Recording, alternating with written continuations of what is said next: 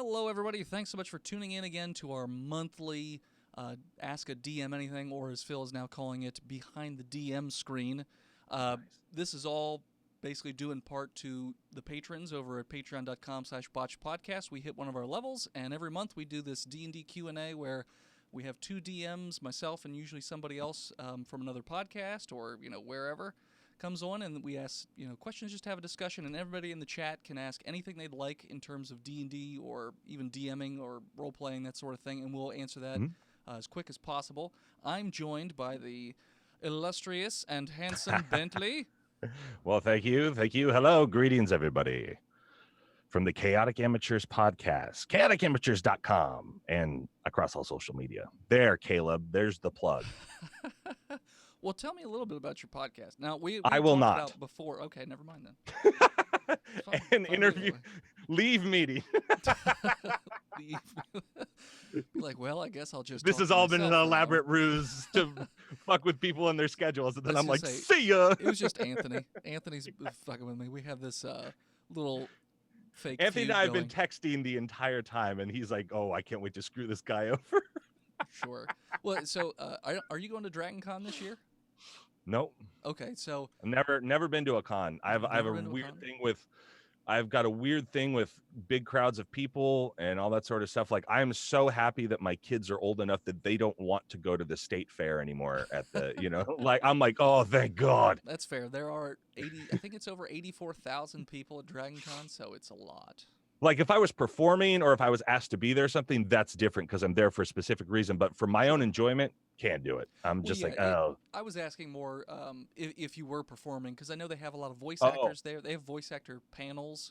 No one knows who I am as a voice actor. Oh, okay. Like, I'm not like one of those cats that is like that's John DiMaggio, Rob Paulson, or Greg Griffin, or Tara Strong, or anything like that. I'm Kevin Conroy, who plays Batman, animated series Batman and Arkham games and all that. Like, I'm a blue collar voiceover actor, I guess. Like, if you've ever had a job where they stuck a DVD on and it's like, it's the hello and welcome to the corporate training. Today we're going to learn how not to sexually harass our employees, like that sort of stuff. Like, that's more me, explainer videos or training videos, some commercials, some cool stuff that I've done, but in general, no, I'm not recognizable as far as, like, my parents will always ask me, like, I think I heard you on this and it's this commercial. I was like, no, it wasn't me. And they're like, it sounds just like you. And I was like, a deep voice guy that's that smoked too much in his youth. Okay. Well, it's funny you say Tara Strong. So we had the so I'm part of the Giant Size Team Up Network, and they run the podcasting track at Dragon Con. And they cool. had the voice acting track last year. They had Tara Strong on there. Oh, she's the best. One of the people who's also sort of an amateur voice actor.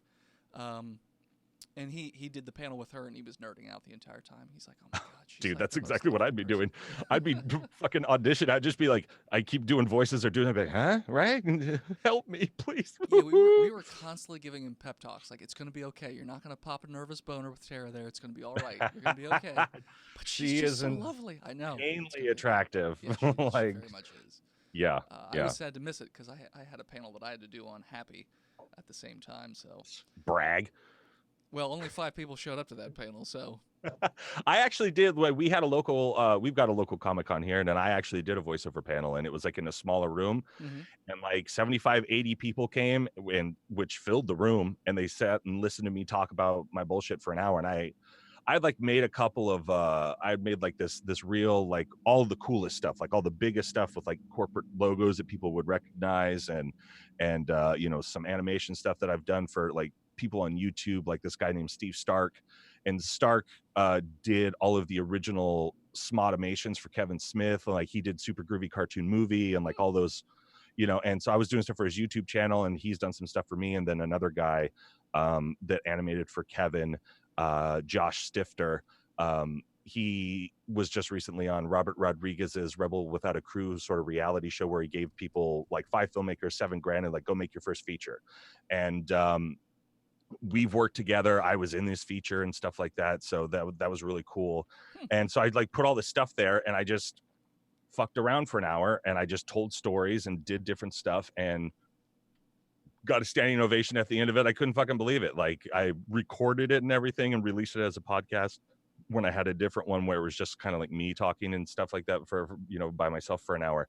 And I was really surprised. Like, I've performed all my life in front of audiences and done tons of stuff, but like I've never actually been that nervous before. I'm like, man, this is all on me. And these people paid a lot of money to be here. Like, Comic-Cons aren't cheap, even if they're like smaller local ones. And they're all, I always feel an obligation to the audience, especially like in D&D, because it's we do about an hour long episode. I've gotten it down to about 52 to 55 minutes because we also have a Patreon, and for $1 every week you get the unbriefing. That's what we call it, unbriefing. So it's like the second we say goodbye, we hold for a second and then welcome to unbriefing, and then like we just talk about, it's just a recap of the episode. Okay. So for $1 on our Patreon, you can go over there and hear that every week. And then if you want to check it out, see what it's kind of like, we release the first Thursday of every month, we release the unbriefing like in our actual podcast feed, just to kind of a little succinct little teaser, get them hooked hopefully. And I've just learned it's a weird skill as a DM where I know my players, my 4 guys that I have, I know my players so well that I know how to craft the story to where like I can get, because we play like we get together 11 to 4. We usually start around 11:30, 11:45, and so I get 4 episodes out of them every time that we play, 4 1-hour episodes. And it's so weird having done it now for over like a year and a half or something like that, almost 2 years.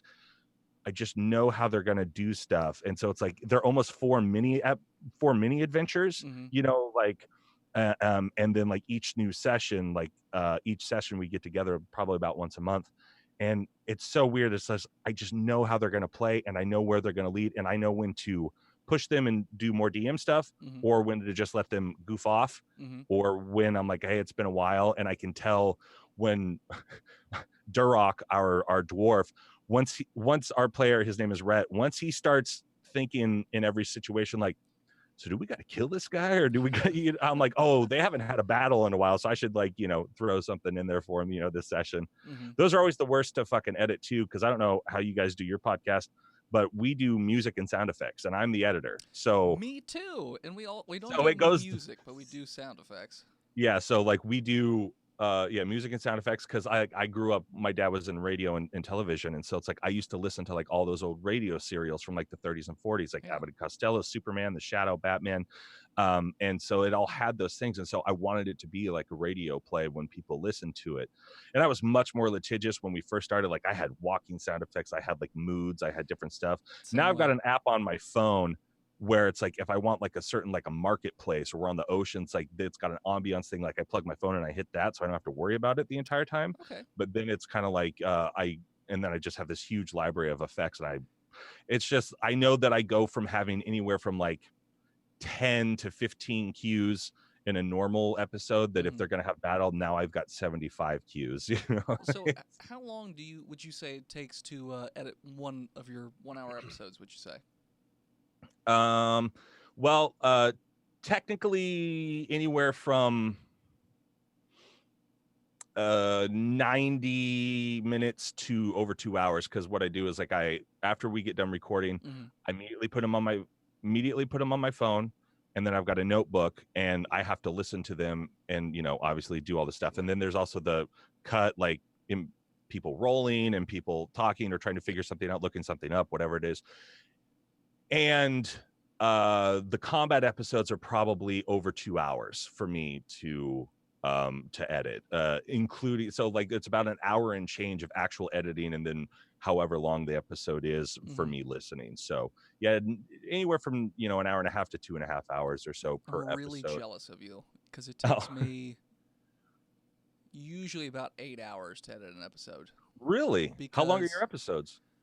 They used to be an hour and a half, so now they're an hour, but or a little bit over an hour, like an hour and 6, hour 8, something like that. But they usually start at an hour and 15, hour 20, and then I have to chop like 15, 20 minutes out. So I can't put the sound effects in while we're recording, because there are things that are not safe to put on the airwaves. So I have to cut all that. and usually I Oh, cut any absolutely. silences that are too long, rolling, stuff like that, burps, farts, because we used to get complaints Oh, about okay. burping into the Okay. microphone. So we now I just cut it all. Oh, And gotcha. if we tried to put sound effects in the live recording, it would sound real janky because of the constant cuts. So I also have a huge sound library that I've collected from like Free Sound or on YouTube if it has anything that's like copyright free or anything like that. Hmm. And or I have a hand mixer. I can go and make sounds if there's something that I can't find that I know what I want it to sound like, but I'm not sure Sure. where to find it. I'll just make it myself. So I think it's like 8 gigabytes of sound waves at this point. Yeah, I'm gonna actually look at my folder that has all of my what is it? Oh, use an episode. There we go. Nope, that's not it. Uh, so sound effects, my sound effects folder, get info. Come on, computer. You can do it. I believe in you. I've got an older iMac. It's a 2010, Mm-hmm. and I take really good care of it, Sure. but it's just older. Yeah. Surprisingly, our folder is only 3.5 gigs with all the stuff that I have, but I've also just I don't know. I've just streamlined it. I make a lot of sound effects as well, but Okay. I don't use a lot of wave files for those. Like Mm, because of voiceover and stuff like that, like I'll sure. just upload a high quality MP3 that is audible Mm-hmm. audiobook standards, and Mm-hmm. I'll use those. So there's probably, if it was all wave files, everything in there, yeah, it'd probably up the gigage amount or whatever. But yeah, dude, that's fucking crazy. Like 8 hours to, I mean, It I used to be suppose. worse. It used to be 12 hours for the Oh regular episodes. But that shit. was when I was being real picky with the sound effects Oh yeah. because like footsteps and all that stuff, I'm like, all right. Oh yeah. Now I just put ambient noise everywhere, and I Mhm. like it doesn't matter what it is as long as I can come up with an ambient noise that makes sense. I'll put it in there. And then if Yeah. there's any major effects like a door closes or somebody explodes or magic is being used, something like that, then I Yeah. have to put in sound effects. And a lot of times it's a sound effect that doesn't really fit in real life, so I have to find a bunch of sound effects and put them together and make it work. And we used to do Yeah. advertisements for the network, and that usually took me like an hour and a half. And I was including that in the 12 hours. Hmm. But now that the episodes are a little shorter and I've sort of cut off a little bit of the sound effects, it's about 8 hours or so Wow. for me to edit. Yeah, say So like slow as hell. whenever I do something, also we're more family friendly. Like we don't put out explicit episodes. Oh, we're Like definitely not. people yeah. Uh but we are like, I mean, I'll bleep cursing, like people curse, or I'll curse like, and Mm-hmm. when I start, but we just wanted to sort of have a bigger possible market. So like Sure. it's bleeped out, it's like, so it's PG-13 essentially is what it is. And we Sure. don't get crazy. There's not like, you know, love stories or like, like like the most graphic stuff is like how somebody probably kills somebody. Other than that, it's much more of a, silly goose time than most stuff. And also I had never played before Mm-hmm. starting the podcast. And Oh. and so I've only been playing as long as the podcast has been going, which I think is 2007, April of 2017. And we started recording in like November or December of 16. So that was, other than like one little one shot that I did with one of our players, Caleb, where he was DMing, I had never played before. But Caleb had talked to me and he goes, you ever listen to this podcast called Sneak Attack? And I go, no, never have. And he goes, I was like, what is it? And he's like, well, it's a D&D podcast. I was like, oh, you fucking nerd. Like, and he's like, no, I think you like it. It's improv, because I also do stand-up comedy and improv Mm-hmm. here where I'm at. And he's like, I think you'd like it. It's improv, it's voices, it's everything. And I was like, okay. So I started listening to it, and I burned through probably 8 episodes on their podcast in like over the course of 48 hours or something like that, because Wow. I do work from home. I'm a full-time voiceover actor that works from home, so I've got a lot of free time on my hands. Sure. And so I was just like listening. I was like, is this what D&D is? Like you do voices and just fuck around and make shit up? And he's like, yeah. He's like, you want to start a podcast? I was like, yeah, I do. Absolutely. Let's fucking do this. Like that would be a lot of fun. And I know around that time there was a lot of, in that sort of spring of 2017, there was a big boom in fucking D&D podcasts coming out and shit like We that. went to And I didn't know it at the Nerdtacular, time. What's that? and I said we went to Nerdtacular, and Okay. so there was a lot of podcasters there, so we were just sort of mingling. And every time they'd ask, "Oh, what's your podcast about?" We'd say, "Oh, it's a D&D podcast." The response was always the same. "Oh, I'm very sorry to hear that," because there's so many D&D podcasts. Well, I'm realizing that now with my other podcast, the 45th Parallel. We started back in 2013, and because I've always had microphones, because that's what I'm doing, like we always sounded pretty good, Mm-hmm. and there wasn't a lot. And then I went through a divorce basically right when we started the D&D podcast. Like I went into divorce like when it was released in April. In April is when me and my ex-wife like, you know, called it quits. And so I was having a really hard time, obviously, because, you know, you got to think about, you know, moving out and being away from the kids and do, you know, like emotionally, I never thought I'd have to deal with that, because I was with her for 10 years and my longest relationship before her was 4 months. So I was like, this is it, and this is how I feel. And she just stopped feeling that way. And so I was like, we need to quit the, I don't want to talk about aliens and ghosts and like fuck around with my buddy and my other friend Boz, who was actually on the first season of our D&D podcast. But we would get 3,000 to 5,000 downloads an episode for our paranormal podcast. We were getting shitloads of fucking downloads. Like, and I was like, wow. Yeah. And then we stopped, and we just sort of found our mojo again, and we brought it back, and we're in like our third. Yep, it's the 45th Parallel is out now on iTunes and across all other platforms, and it's just two dudes not taking it too seriously, but also obviously this is what we talk about all the time in our downtime. And I was hoping for numbers wise like a bigger response back, but also I looked online just today and saw how many paranormal podcasts there are now. I was like, holy shit. Yeah. Well, they also say when podcasting anyway, it's very hard to take off time. Like you have to be consistent with the release, because if you ever stop and somebody has to find something else to listen to, a lot of times they won't come back. Unless it was a podcast that had so many listeners, and even then, you're not going to. Or it's run by a celebrity or something like that. Yeah, like Nerd Poker, if you've ever heard of that podcast. Mm-hmm. That's the podcast that we all used to listen to, which was the inspiration for Botched. We're sort of in that same vein in terms of really awful things happen because everyone in the party is a murder hobo. Okay. And they do things in the worst way imaginable. Like we just had during the session, they tried to steal the deed to a house after tricking a woman into getting eaten by a swarm of raccoons. And That's then hilarious, when the husband tried to call for help, they basically shot him in the back, then tried to fill the hole in his back with cigarettes, and then set off the house with like gas. But they'd keep coming back, and all the stuff that they did was undone. They didn't know why.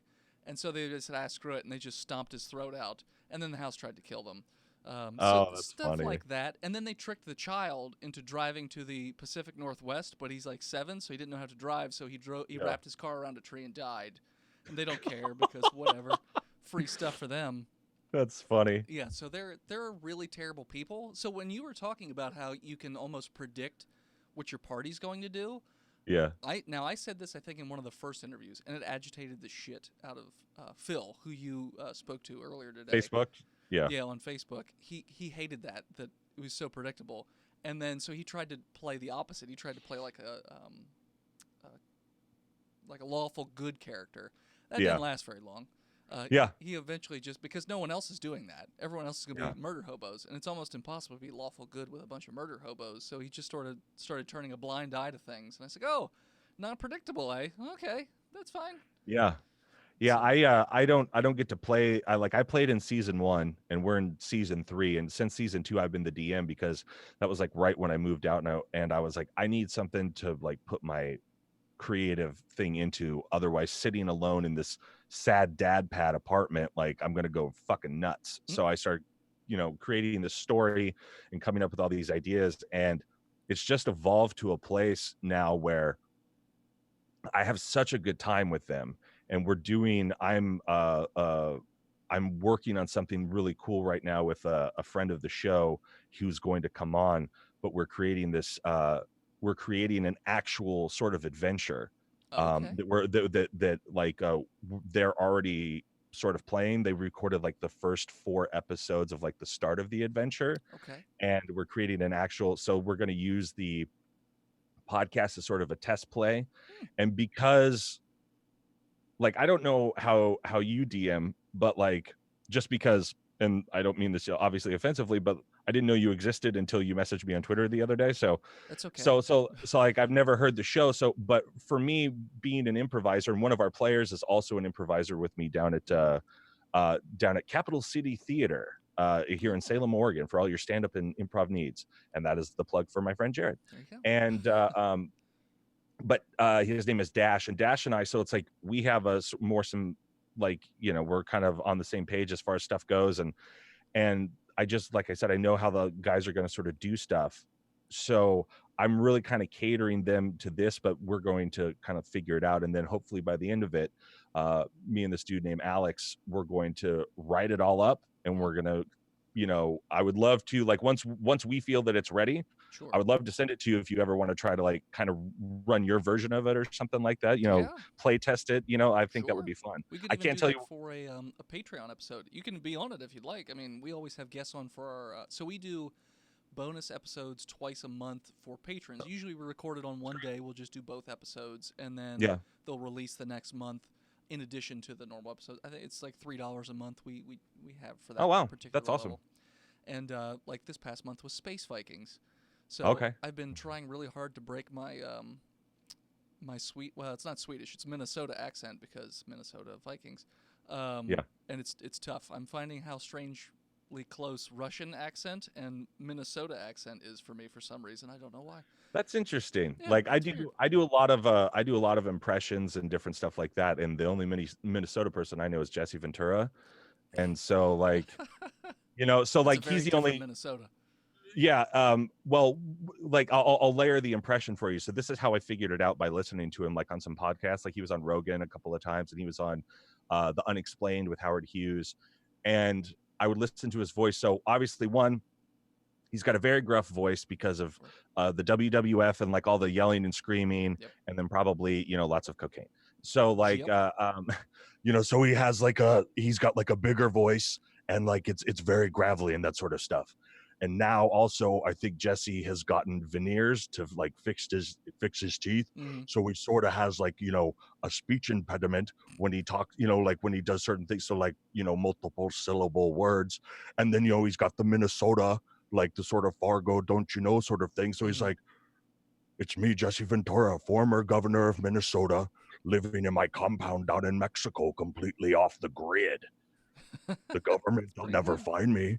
I get my water from a well. It's fantastic. You know, like Mm-hmm. it's like I notice those little ticks. So I would Sure. imagine you trying to correct. It's like somebody, you know, coming up. Like I had a roommate when I lived down in Los Angeles who has been here long enough that but he grew up his first like 10 years, I think he grew up in Mexico, so he only spoke Spanish, and then he came here, and so he's gotten rid of a lot of the things, but like just like certain words, the R or the pronunciation, like Sure. he would, instead of salmon, it's salmon. Okay. He would be like, he's like, oh, the salmon. I was like, the what? He's like, the fish, the salmon. I'm like, oh, you mean salmon? He's like, that's not how you say it. I was like, yeah, fair enough. I don't know. But like, you know, like certain little things like correcting your accent, or like when Sure. you hear a celebrity, they're like, oh no, this is like, I grew up with this, but I learned how to knock it out because I was embarrassed in school or something like that. Mm-hmm. But I've been told I have an accent because I'm in Oregon, and I'm told that I have like a West Coast, Pacific Northwest accent or something like that. Same thing for me. I've been told I have an accent because South Central Pennsylvania, the phrase we use is you have Pittsburgh on the left, you have Philly on the right, and then you have Mhm. Alabama or Kentucky in the middle. So Mhm. we sort of have they say we have like a southern accent a bit. I don't know. It's very hard I to can hear tell. it in certain words, like when you just went like a southern, like you had like a, we got a like little bit of a southern, and maybe you were, you know, it's just sort of subconscious or Yeah, something like maybe. that. But it is a fantastic, like that's something that I love doing because I'm starting to because of the divorce and now like it's been over 2 years, and my kids are both almost able to drive, and Wow. I moved back here to Oregon to be with my kids' mom, and and that sort of stuff. And technically their stepkids have known them since they were 1.5 and 4, and now they're almost 16 and they're 13. Wow. So I've been there a long time, and but I talked to him. I've always been very open and honest with him. I was like, so here's the deal, like once you both can drive, I'm going to go back to LA because there's a lot of stuff that I didn't get to do that I wanted to do that I was starting to do when I was down there. And the greatest thing is that I have a work from home voiceover business, so I don't need a job when I go down there. I just take all my clients via the internet to a different place in fucking Los Angeles. And then with stand up, obviously it's big down there, and I know a couple of people that like have said that they'll help me out and that sort of stuff. And then like but the point is I want to get into like some of like the ADR and the looping groups where it's someone like me doing a celebrity's voice, because it's like an over the shoulder shot, and they're like, oh, we need this for dialogue, and we need this to move the story forward. Like there's a comedian, his name's Adam Ray. He did Bruce Willis's ADR for like for the 2 GI Joe movies. And he goes, because Bruce Willis talks so quiet, the story he was told, because he's like, I forget the exact number, but it was like 40 to 60% of the movie is not Bruce Willis talking. It's the comedian Adam, because he's Bruce Willis and he just talks quietly, and they'd be like, Bruce, can you do a little louder? He's like, no, we're good. And he'd walk off set. Yeah, I've read some things. Yeah. And well, I mean, listen to Kevin Smith's story, shit. And so like I was like, that would be fun because there's a bunch of celebrities that I can do, and there's a bunch of that's, and I was like, so that would be fun. That's another thing to add. And then obviously for animation and that sort of stuff, I would love to, obviously that's the coveted thing, either be the movie trailer guy, or be a cartoon character. That's the only thing people think about, but they don't think about everything else in between. Yeah, there's a ton of applications. Yeah, and so it's like, because I live in Oregon, and this is the thing, because I was starting to do it a little bit in LA, and then like the internet basically just caught up to my ambition finally, because I remember when I first started about 8 or 9 years ago, people were like, wait, okay, so we're going to send you money via the internet. I think PayPal was brand new at that time or something like that, and it was like, we're sending you hundreds of dollars via the internet. I'm like, well, yeah, you have the product. And they're like, and now it's just like, I mean, Facebook, you give people money through, it doesn't, like, it's not even a thing anymore. I don't do anything. It's very, I will say this, it's 99.9%. I don't do anything that's local. I'm surprised when I get something and I'm like, oh, this is like right down, or this is just a state over. Like everything else, it's like either East Coast or it's in a different country. It's like, it's a total global thing where, it's like I work with some production houses on the East Coast, and I work with something, and a lot of production companies like in the UK and some in Australia and stuff like that. And it's not a local thing. So like I was saying earlier, like my parents would be like, what commercials are you going to be on? I was like, I don't know. Like the biggest thing, and they didn't even see it, was this AT&T commercial I did. And it was for AT&T Uverse, which I think was like supposed to be like their Netflix type platform or something. And it was one sentence. And it was the best gig ever. It was one sentence, and they paid me a shitload of money. And I was like, man, I got to get more of these gigs. not this fucking 5-page, like, don't touch your employees here shit. Like, you know what I mean? Well, so do you, like with your group, does everybody sort of do like a funny voice or a different voice? Do they get into the characters? Do they role play a little bit, or is everybody different? Everybody's different. Like they all role play very, very well. They all, like, especially like in the last session that we had, the 4 episodes that are starting the sort of adventure that we're doing with the PDF. I've got Caleb. I'm thinking about how they sit, like, as I look out at them. I've got Caleb, who's like an Indiana Jones type guy, but he doesn't do voices.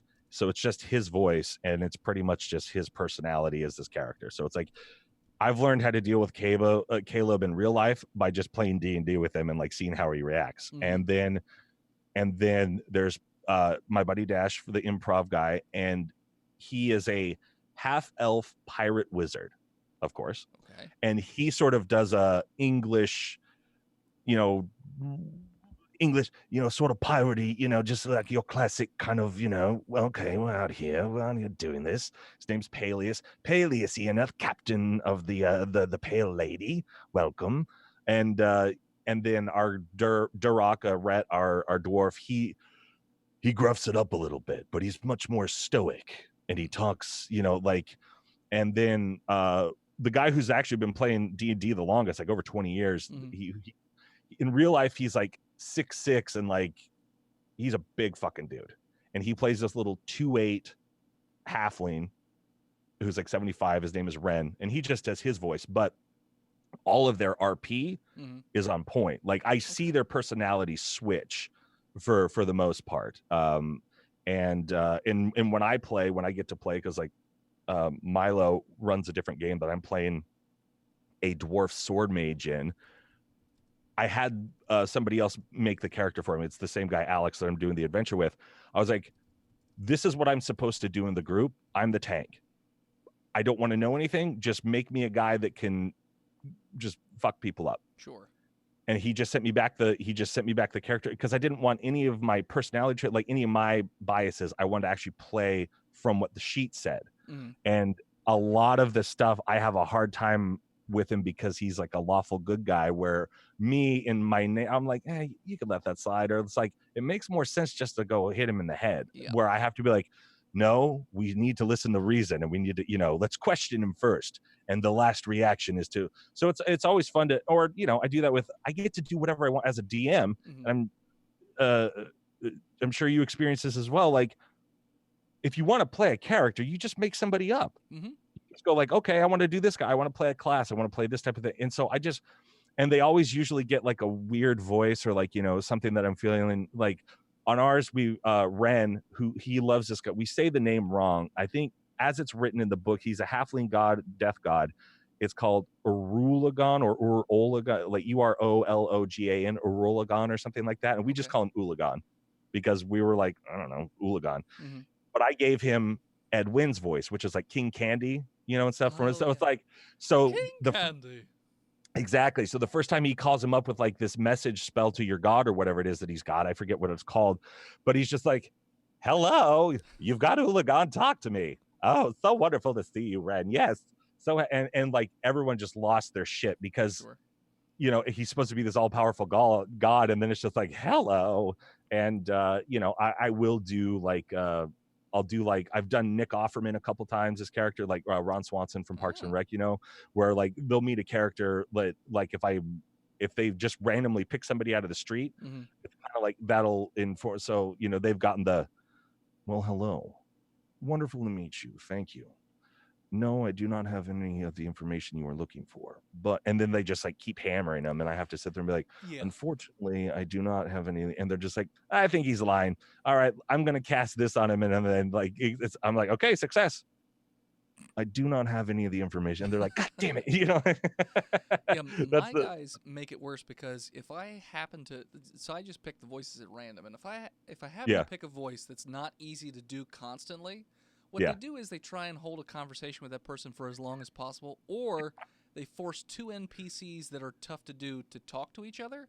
So I have to do two awful voices back and forth and just constantly drink water, which is more edit time, because I'm like, this is killing me. I kind of know what voices that I could sustain, because I know if they want to do that with me, like I'm also really, I've got Teflon pipe, so I can sit there and do pretty hardcore stuff. Like I did one guy, we Dash and I actually we just recently did a live D&D improv show, and we used this, I forget what it's called, but it's like it's a 2d6 system, and you average them together and that sort of stuff. And it works really well for the live thing. And then we put in short form games as like the challenges. So if like they came to a puzzle or whatever, then it was like an actual improv short form game. And my character, who was like this paladin tiefling, I did him as Macho Man Randy Savage the entire time. Nice. the entire live show, and we're not mic'd in. So I'm like, yeah, let me tell you something right now. I'm gonna call on my God, bring down the fire. Yeah. Like, and I got like the head, like I went on Amazon, I got the glasses and I got like the bandana, and I put 2 little devil horns on it, and I like taped up my wrists and my fingers and was like walking around, and like it was just did Macho Man the whole time. And that after that like 90-minute show, the next day my throat was a little scratchy, Sure. but like I've just learned how to control it. But they don't actually make me I know some of them I think at least one of them might be watching, but like they don't make me normally talk to myself as NPCs just because I don't normally set them up that way to do that. Sure. I did do one lady, they met like the seamstress lady. I kind of did her as like a my version of like Edna Mode from The Incredibles. I was like, oh, you trash, darling, get out of here. What are you doing? How dare you come into my store wearing these filthy rags? What are you, like I love throwing in shit like that where it, as long as we're laughing, it's my favorite thing. Like when it's all of us just laughing and like, you do like they're like, oh, and what if this happens? He says this and I'm like, yes, that exactly happens. And then this, that's the best stuff. And I found, especially now, because I think I'm about 80-ish or so episodes into DMing now. Okay. And so we'll say like in that 80 hours, my biggest takeaway for any other DMs in the audience or whatever is like, I personally don't, and Anthony's very similar. I personally don't care really what they do. I'm going to tell them, I'm going to set up like where they need to go. Mm-hmm. You can always tell in our podcast which is the first episode of the new session, because usually that's when like all the D&D pros happens and all that sort of stuff. That's when I'm like, and you roll into this wonderful town and blah, all that shit. And then, and I go, and they have a point Z to get to. Mm-hmm. And I don't care. I've learned to not care what they do in order to get from A to Z. Yep. It's just like they were stealing some ship or something, and one of my guys goes, do you have a contingency plan if we do it? I was like, I don't give a fuck what you guys do. Yep. Do whatever you want. Yep. And I will make up whatever needs to happen. It's all good. And he's the opposite way. He like, if we tried to do something, he'd be like, I don't have a plan for that. So, and like he would try to like play by the bullet points. And I was like, I just don't care. I'll make sure they get to the bullet points eventually. Mm-hmm. But other than that, and it's like they roll into a town. I create about 5 shops with shop owner names. Mm-hmm. And then I create, a list of like 4 or 5, 4 male names, 4 or 5 female names. Sure. And then I know the objective they have to do.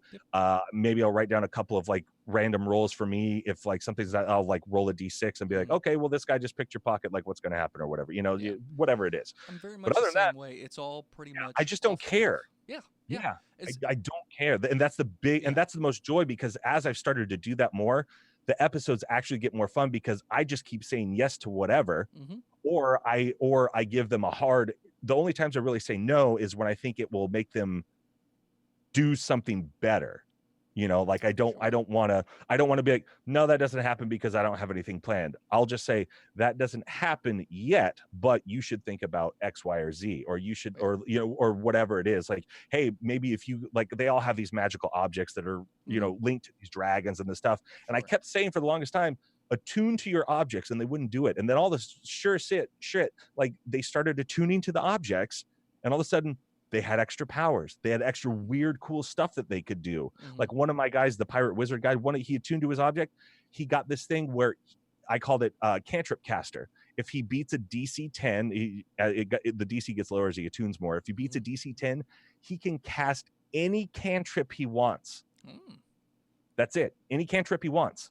And also he's got this other thing called like luck of the dice, where if he beats it's a little bit higher. If he beats a DC 14, he can re-roll his entire turn like a glitch in the Matrix, and everyone else will just feel like it's a deja vu thing, and he can but then he can't re-roll it again. It's like every 4 turns he could possibly cast that. Okay. But he has to deal with the consequences if he does it. So it's kind of a, it's a big thing.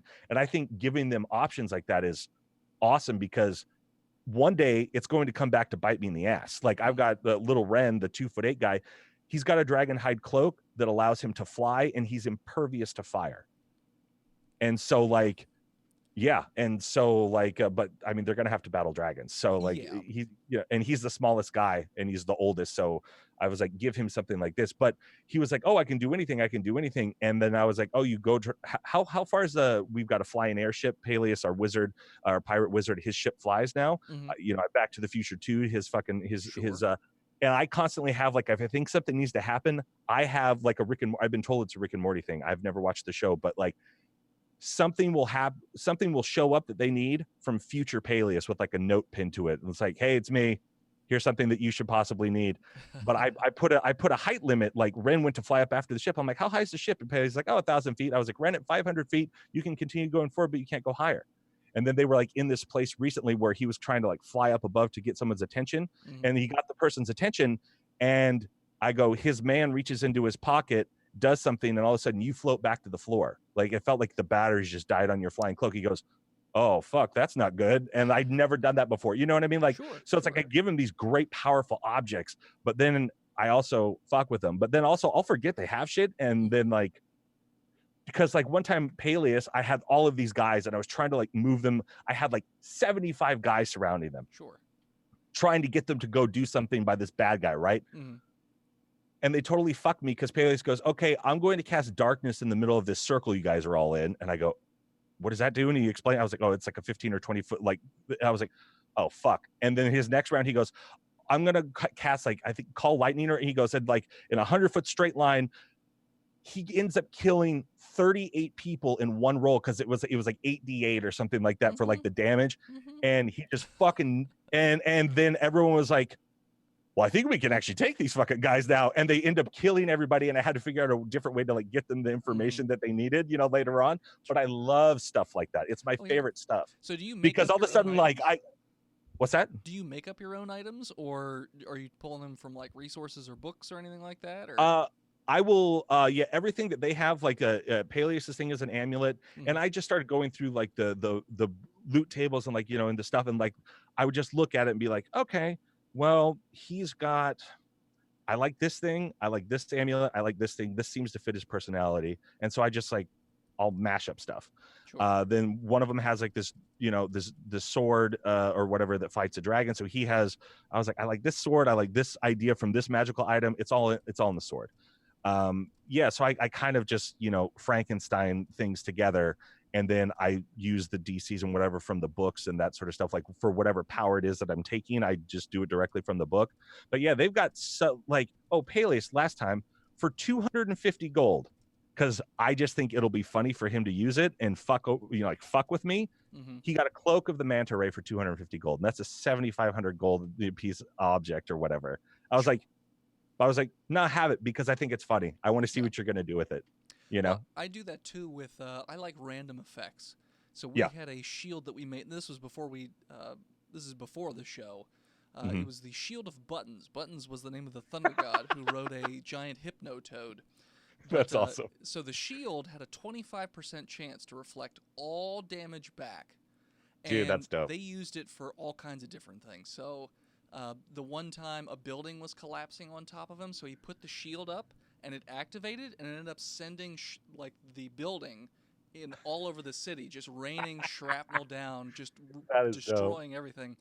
And then, I'm pretty sure I've told this story on this show before, but he was surrounded by cops, and they were on this lake or a bay, and so he had cops on all sides of him. So he's like, the rest of the group has no way to get out of this. So he puts the shield down like a pogo stick, and he thinks, I'm gonna jump, and then, I'm just gonna shoot off into the water, and then no big deal. Well, he hit 100% on it, and then he also rolled 100% on the effect. So it was like waste. It was the strongest possible effect. So it ended up rocketing him into the atmosphere. Wow. And every so often they would just see like a little glimmer of his body just going through the atmosphere as it kept circling the globe. Until finally, eventually, later on, they found like this burnt, mangled corpse with a shield sitting next to it. And they're like, I wonder where this is from. Oh, that's No idea. hilarious, dude. Or is your guy set in like a more modern setting then from like stuff that I've heard? So or is it like more classic? It depends on the season. So the first Oh, okay. season is standard D&D. The Yeah. second season is more a little futuristic, uh, it was supposed to be like a futuristic Okay. apocalyptic land, but it ended up being just sort of futuristic D&D. Hmm. The third season was standard D&D, and then this season, the fourth season that we're in, is 1932 New York City. Oh, that's dope. Like a Call of Cthulhu sort of thing, and I Yeah, made up all the classes, I made up all their abilities, the that's items, all that awesome. stuff. I do almost strictly improv. I write just little notes to myself to say, okay, this Hmm. is what I'd like to happen at some point, but I let them just go with it. Yeah, When I first started, I used to write up very detailed notes in terms of what I wanted to have pages of it. happen. Yeah. But what I would do is because I didn't want it to be an on-rail shooter, because I hate when I do those in D&D. Like, I hate playing those in D&D. It's not fun because you have to make this decision in order to advance the story. Like, you don't have any freedom. Yeah. So what I would do would be I'd write out all this detailed stuff, and then I'd write like 15 different possibilities I think could happen, and then Mm. one of them would fall into that most likely, and then I'd have to branch off from there. So my prep time would be absolutely ridiculous because it'd be 15 scenarios, and then like each scenario would have to branch off.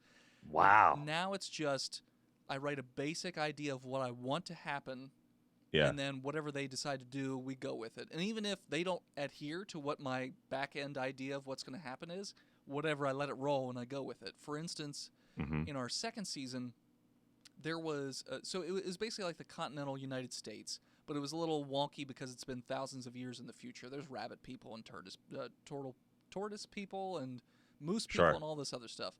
But Moose Land is up in Canada, and there was no reason for them to go there at all. So Yeah. it had nothing to do with their quest, but they just all of a sudden decided we want to go to Moose Land. And so they went up to Moose Land, and I had to make everything up off the cuff. And it ended up being this Yeah. really compelling storyline where they sort of entered into this summit where the rabbit people, which are all from Pennsylvania, it's four different factions of rabbit people. They're all like deep south, awful, but they all specialize in a different weaponry. And so Okay. there's this peace summit going on, but there's somebody plans a terrorist attack, and they try and stop the bomb from going off, but they actually set it off faster. Oh, And then it gotcha. ended up turning from the normal, funny, ridiculous to this very dark, serious part where they're dealing with the fallout of like all the people with the loss, and Yeah. like trying to piece together who did it and why. And it ended up being the rabbit people have enslaved turtle people. And it was just this analogy for the tortoise and the hare sort of thing. And at the Oh, end of that's it, fun. they're like, "Fuck you," Yeah. but it Yeah. ended up being really good. And even though it was just sort of off the cuff and it had nothing to do with the story, but Yeah. people liked it. Yeah. I always try to make sure they're moving forward with the story in a little bit because, like I said, like I'll write the prose Mm-hmm. and then try to set up that's the biggest thing I've noticed, I think, in season 3 is that I really try to describe the setting better for them. And I've got a Yeah. whiteboard, so it's like I'll draw like locations for them and stuff like Mm-hmm. that, and then it's like we'll take a picture and we'll put it on, Twitter and Instagram and stuff, so like that week's episode people kind of know what we were talking about, like the Sure. layout of whatever with my shitty little stick drawings. Mm-hmm. But I'll also, like, in my DM notes, like I'll draw stuff, like, and we did it as like Patreon exclusive stuff. I'm like trying to see where my season 2 DM notebook is. It might be outside of my booth. But I will draw certain things in like colored pencils and shit like Sure. that, just so they get like a really cool thing, and then like people could see it online if they want. But yeah, like I said, I always just give them like I give them like a nice prosy beginning, Mm-hmm.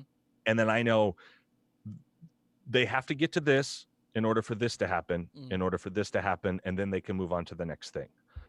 And unless I'm like designing a specific dungeon for them, I've found actually recently I really enjoy them kind of exploring, a city or a town or whatever it is that I just sort of I open Caleb put it to me like this. He goes, "You basically give us a sandbox and we know where everything is in that sandbox, and then you just go, okay, go play."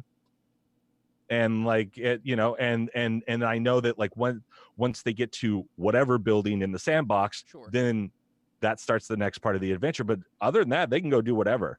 And if I feel they're taking too long, I try to move them along, with different, NPCs or like different people that they meet, or, Sure. like I'll say something as the character. I'm like, oh, well, this guy is, blah, blah, blah. And they're like, oh, wait a minute. And like, that's how I kind of know, I know how to kind of hook them or bait them like into like Mm-hmm. moving the story forward Sure. type of thing. And or when I'm feeling, villainous, I'll send them over to somebody and they'll be like, what? No, I don't. And they're like, oh, well, fuck. Oh, you're just a guy that does this. Well, damn it. Like, they're like, well, why did he send us here? And I was like, because that's like more real life, man. It's not like, it's more of an open play game rather than like a side scroller. You know what I mean? Like Yeah. it's more Grand Theft Auto now than like, playing Sonic. You can't just side scroll through Sonic. I only say that because I just saw one of those Sega Genesis emulators today when I was out and about.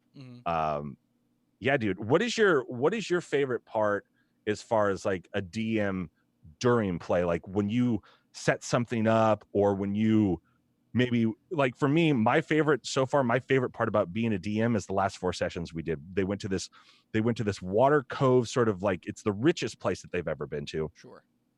Ours is kind of like a mix of Lord of the Rings, but meets Pirates of the Caribbean, a little bit more modern type of thing, So it's like they went to this big old cove that has all of these like tents, and like it's like a coastal, obviously like a port city type of thing, with a big old fucking casino like right in the middle of it, the Dragon's Head Casino.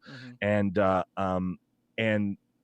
my favorite thing was like I said, I just wrote out some shops and I just did some stuff, and I knew that at one point, because of the way I set up the big old casino or whatever like that, they would end up there, and then like we would start moving forward and that sort of stuff. But it was my favorite thing, the last 4 episodes that we did, I've listened to them. I've already made my editing notes, and I've probably listened to those 4 episodes in a row, gosh, I don't know, 5, 6, 7 times, because I just love how they played in this one. And I just let them play. Yeah. And I just let them talk and then let them come up with weird stuff. And then I would reward their weird stuff, or I would bring in stuff from backstory. Like they met this little halfling inn owner, and our Ren character, his mom owns a bar and makes very good pork belly and apple butter. And all of a sudden he meets this character that I go, it's 99% your mom's recipe. And you kind of feel weird about it. So he starts talking to the guy, and that halfling ended up getting the recipe from his mom. And he's basically like doing like kind of like the like on Seinfeld, like that world food restaurant, like he's bringing a bunch of different world foods together or whatever. And so I brought in some history, which fucked him up. He spent 5 spell slots communicating with back home to a place and to people he hadn't talked to in 10 years. And it just like, and I was like, dude, that is awesome. And afterwards he told me, he's like, that was really cool. And he's the guy who's been playing for over 20 years. So it's like, it's really cool. Like when I get him on some stuff, and like, cause he's probably done and seen it all at this point. You know what I mean? When you play for that long, but when I can get him, and he's my favorite RP guy, because it affects him emotionally as an actual human being in the moment. It fucks with him. And I really appreciate that about him. But so like, that's my example. Like, do you have anything in the past, or maybe even recently, where you did something not dissimilar to the Canada story that you just did, but where you didn't expect it to go that way, and it becomes like one of your favorite things? So as far as what my favorite things DMing, it really depends on my mood, because I'm a very vindictive DM at times, especially when I'm cranky. We have this house rule. I don't know if you guys play it. I know it exists elsewhere, but it's the reason we're called Botched. Whenever we roll a 1, I then roll a D100. And the higher that number goes, the worse things are going to go for you. So yeah, I kind of do that subconsciously, just depending on what they're trying to do and how funny. Like I also, and I'm sure you do as well, like I know it's a show. Yeah. So in my head, I'm also not only am I playing D&D and directing, but I also know I'm thinking of the listener, going, what would be the funniest thing to happen for the listener right now? So usually on crit fails, and depending on where they are in the story, I kind of do that in my own head. Sorry to interrupt. Well, no, that's fine. So I have no qualms killing off the characters on the show. We've had seasons where my guys would flip their shit. Oh yeah. So it depends on the character. If they're really, really into that character, they will get pissy about it. But I'm like, hey, them's the rules we play with. If I roll a 90, I think it's 95 to if it's 90 to 95, I take one of your limbs. If it's 95 to 100, it's instant death, or 69, because 69 is the same thing as 100 in my book. So so any of that stuff means instant death. So it's not up to me necessarily to kill off characters, and then we've all sort of accepted that these are the rules. Sure. And so they do get kind of sad about it, but then usually they come up with a ridiculous character Yeah. right away for the next one. So what I love doing is putting them in a situation and then just seeing what ridiculous shenanigans that they just make up through their weird table banter that they have. Yeah. For instance, Or how they read like your scenario and you're like, I would not have even thought of that way. yeah. Well, so sometimes it goes that way, and sometimes it goes the opposite way. Where, Uh-huh. for instance, I'll give them a scenario. Usually, it's combat related. I'll give them a Okay. scenario, and I'm like, okay, there's all kinds of different ways they could approach this, but they're stupid. So what they do is they just run in and just hit it with swords. And I'm like, you're fighting a giant robot, and you're Yeah. just gonna run up and hit it with a sword.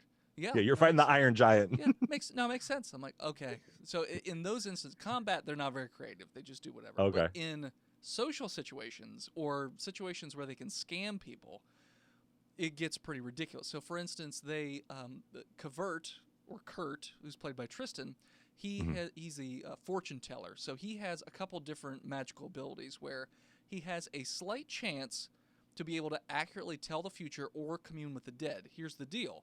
I roll the Okay. percent. I don't tell him if he passed or failed. I just tell him what he sees or hears, and he accepts it as truth because he doesn't know if he passed or failed. So then everyone That's else dope. also doesn't know if he's telling the truth or if he's wrong because he's crazy. So That's awesome. They went to this church because they were trying to find this body to figure out what was killing people in Central Park. And Covert is a snake oil salesman because he's a fortune teller. So he sees a family in the church. And Phil went in there too, and he was giving him crap about God's not real, all this other stuff. He mostly plays Tom Waits sort of characters, and so Covert comes What a in. way to describe it, dude. Oh, yeah. That's funny. On most of his, he either does like high pitched English voice or he does Tom Waits. That's pretty much his two modes because he That's loves awesome. Tom Waits. So Sure. he goes in to talk to the priest, but he's giving shit to this family that's mourning their dead child. So Covert Yeah. comes in and tells them, "Hey, I can talk to your kid for you if you want." And so he has a high charisma, so they go out and he starts digging up the body. And then he's talking to the kid, and he's like, "Oh, was he baptized? Oh no, well, I don't think he was baptized the right way, so he's currently in a very hot place right now." And they're like, "Oh my God, our child is in hell." Yeah, but I know a guy. His name is Sven. He does after-death baptisms for a very low fee. We can head over there, and I'll. I know a guy named Constantine. Yeah, and he always has the business card for Sven, which is a thing he just made up on the spot. And Sven does dentists, he has prostitutes, he does whaling, monster hunting, he does all kinds of different services. And anytime he runs into anybody, he's like, "Oh," and he has a Swedish accent for some reason. Sure. I assumed. Yeah, he's like, "Oh, this is my friend Sven, and yeah, oh, you need help with that? Oh, well, here's a business card," and that sort of thing. I was just gonna say, hold on, I got a business card Yeah. for that somewhere. Okay, but the whole deal is he's in debt to Sven because Sven brought him over to this country. So that's why he's constantly giving business out, because he's trying to get out from underneath the thumb of Sven. That's And they needed a hilarious. boat to go hunt a monster or something like that. So they went to Sven's dock, got the monster hunting boat, but like they had to go through all this red tape of, okay, well it's $1 a day, which is a lot back then, and because it's 1932, so it's the Yep. Great Depression and all that stuff. So it's $1 a day plus all these other little bells and whistles in terms of don't break the horsehair latch on the door, or else you've broken your horsehair contract, and then we have to charge you this and that and the cleaning fees Yeah. and all this. So it That's just fun. gets into this crazy long thing where for like I think 8 episodes, maybe more, he's just been talking about Sven. And we've met Sven, and Sven has stolen the wife of one of the other characters because Sven has a harem. Because he's been injecting whale bloober into his nether region, so women can't resist. And so Oh, man, that's you're selling me on listening to your show, dude. yeah, I gotta check mean, this out. that's what I love most about the show is the fucking ridiculousness that they come up Yeah. with, and then I just feed off of it and just make it more ridiculous. Yeah. Like especially I like to twist expectations. So if they run into old people, a lot of time, especially little old ladies, man, they are Yeah. real uppity, and they'll try and grapple check, and they'll have a high strength, and they'll just surprise them. They'll be like, Yeah, "Oh, well, yeah, I'm yeah. gonna take this old lady," and then the old lady like just picks them up and throws them out the building, and they're like, Yeah. "No, Sonny, I'm not taking anything good from you." Just stuff Yeah, like it's that. kind of like when Aang met, what was it, his old friend Toonie or Looney or whatever it was, like the Earthbender, and like he's old and he's like the most powerful Earthbender. Like he's this old crippled guy, but he can just fuck people up. Like he doesn't like show it, it's that Yoda moment where all of a sudden it's like, no, it's on. Yeah, dude, that's fun. I enjoy doing that as well. Like, or like or surprise stuff. Like, so for example, we were recording in early September of 18, but I know the release schedule, so I know where we're at, and I go, okay, so during these sessions is going to be one of the Halloween episodes. So I set them up for a month beforehand about this guy named Varkham Slatebrook who lived in this thing, and classic Halloween turned into a fucking vampire mansion shit. Sure. But I had him out in the sun. Like throwing shit in the backyard or whatever. But it was a subtle thing of like, he's standing under the shade of a tree or something like that. You know what I mean? Just like weird little things. And then then he had this big old monster dinner party. It was just supposed to be them, but then they showed up and it was this huge monster dinner party. They met Frank Monsieur. I was like, he's a very, very tall man with like a square head and a jaw and like a short haircut. He's wearing a black suit with like a dark green tie. Frank Monsieur turns out to be Frankenstein's monster. Sure. So he's like, and then a guy in a brown suit. He ends up being a werewolf later on that they fight like in this maze, and it turns into this whole Halloween thing, like this weird Castlevania kind of like Castle of Horrors thing. They end up fighting the vampire and shit like that. And and I remember I was like in the middle of the episode, I go, and you realize it because somebody rolled a natural 20. I go, okay, then you realize that this guy's a fucking vampire and we're doing a Halloween episode. It's like, holy shit, how did you know I was like, I've got the calendar with the release. So like, and that, like, I like surprising when with stuff like that, or bringing back people from like the first season, because we've had players come and go. And so like during that fight where like they killed like the 38 guys with the electricity, all of a sudden these arrows were coming out of nowhere and like killing, like if one guy rolled bad and he was about to get hit and I thought it was just taking too long, all of a sudden this guy got an arrow through the head and the thing in front of him, and later they looked at the arrows and they were signed as this character of one of the guys that left. And it was like a limited number. It was like 3 out of 100. So it's like he made these arrows in like, limited edition, and because he was kind of like a cocky bard character like that. So they're like, and for my players, they were like, none of these characters. No, I think one of them did at that time. Only one of them knew who he was. But so everyone was like, what? And like, but it was just a fun thing for the guys in the moment. Yeah, I love doing shit like that. Are there questions? I know that we're sitting here gabbing, but I know you've got... We had one come in a little while ago, but I'm not super well equipped to answer, but we just had one come in right now. So I muted Toby, just asked, how far ahead do you guys record your episodes? And like, how many do you record a session? So for me in particular, we do at most 2 episodes a session. We record every single week, Tuesday nights. And that's nice. So it depends on how the schedule rolls out. Sometimes we're way ahead. So I think right now we're about 8 episodes ahead or so. So it's weird. So one of our Patreon levels is for $10 a month. Every month you can make an item or an NPC or whatever to throw into the game. Oh, that's cool. People give ideas, but I feel bad because I'm like, well, you're not going to see this idea for like 2 months, 6 months, or whatever. Yeah, exactly. We're kind of far ahead. We haven't taken any breaks.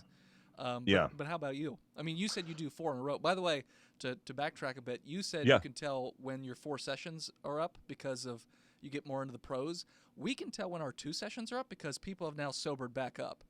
Because at the first episode, everyone's sober. Second episode, very drunk, and then back to sober magically. So that's usually how you can tell. Yeah, we record. We can only really record on Saturdays because one of our guys, he works for the state during the week, and he owns a martial arts school, so he's kind of busy a lot. Early AM to late PM. And so Saturdays is kind of his thing. So we typically only record once a month, and we do it. People are supposed to show up 11 to 4.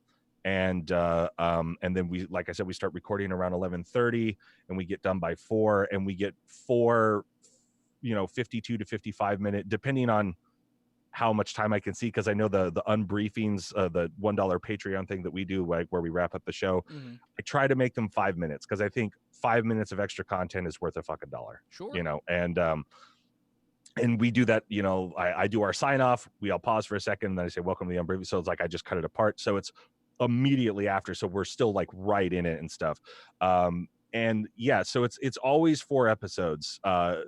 Well, when our guy was sick, we got 3 out of it or whatever. But right now, another one of our players, he got a job where he starts later in the afternoon, so we'll probably only get 3 episodes out of the next couple of times we play together. Mm-hmm. But if we're sort of far behind, like right now we've got 5 episodes, so we're good until like the second week of August.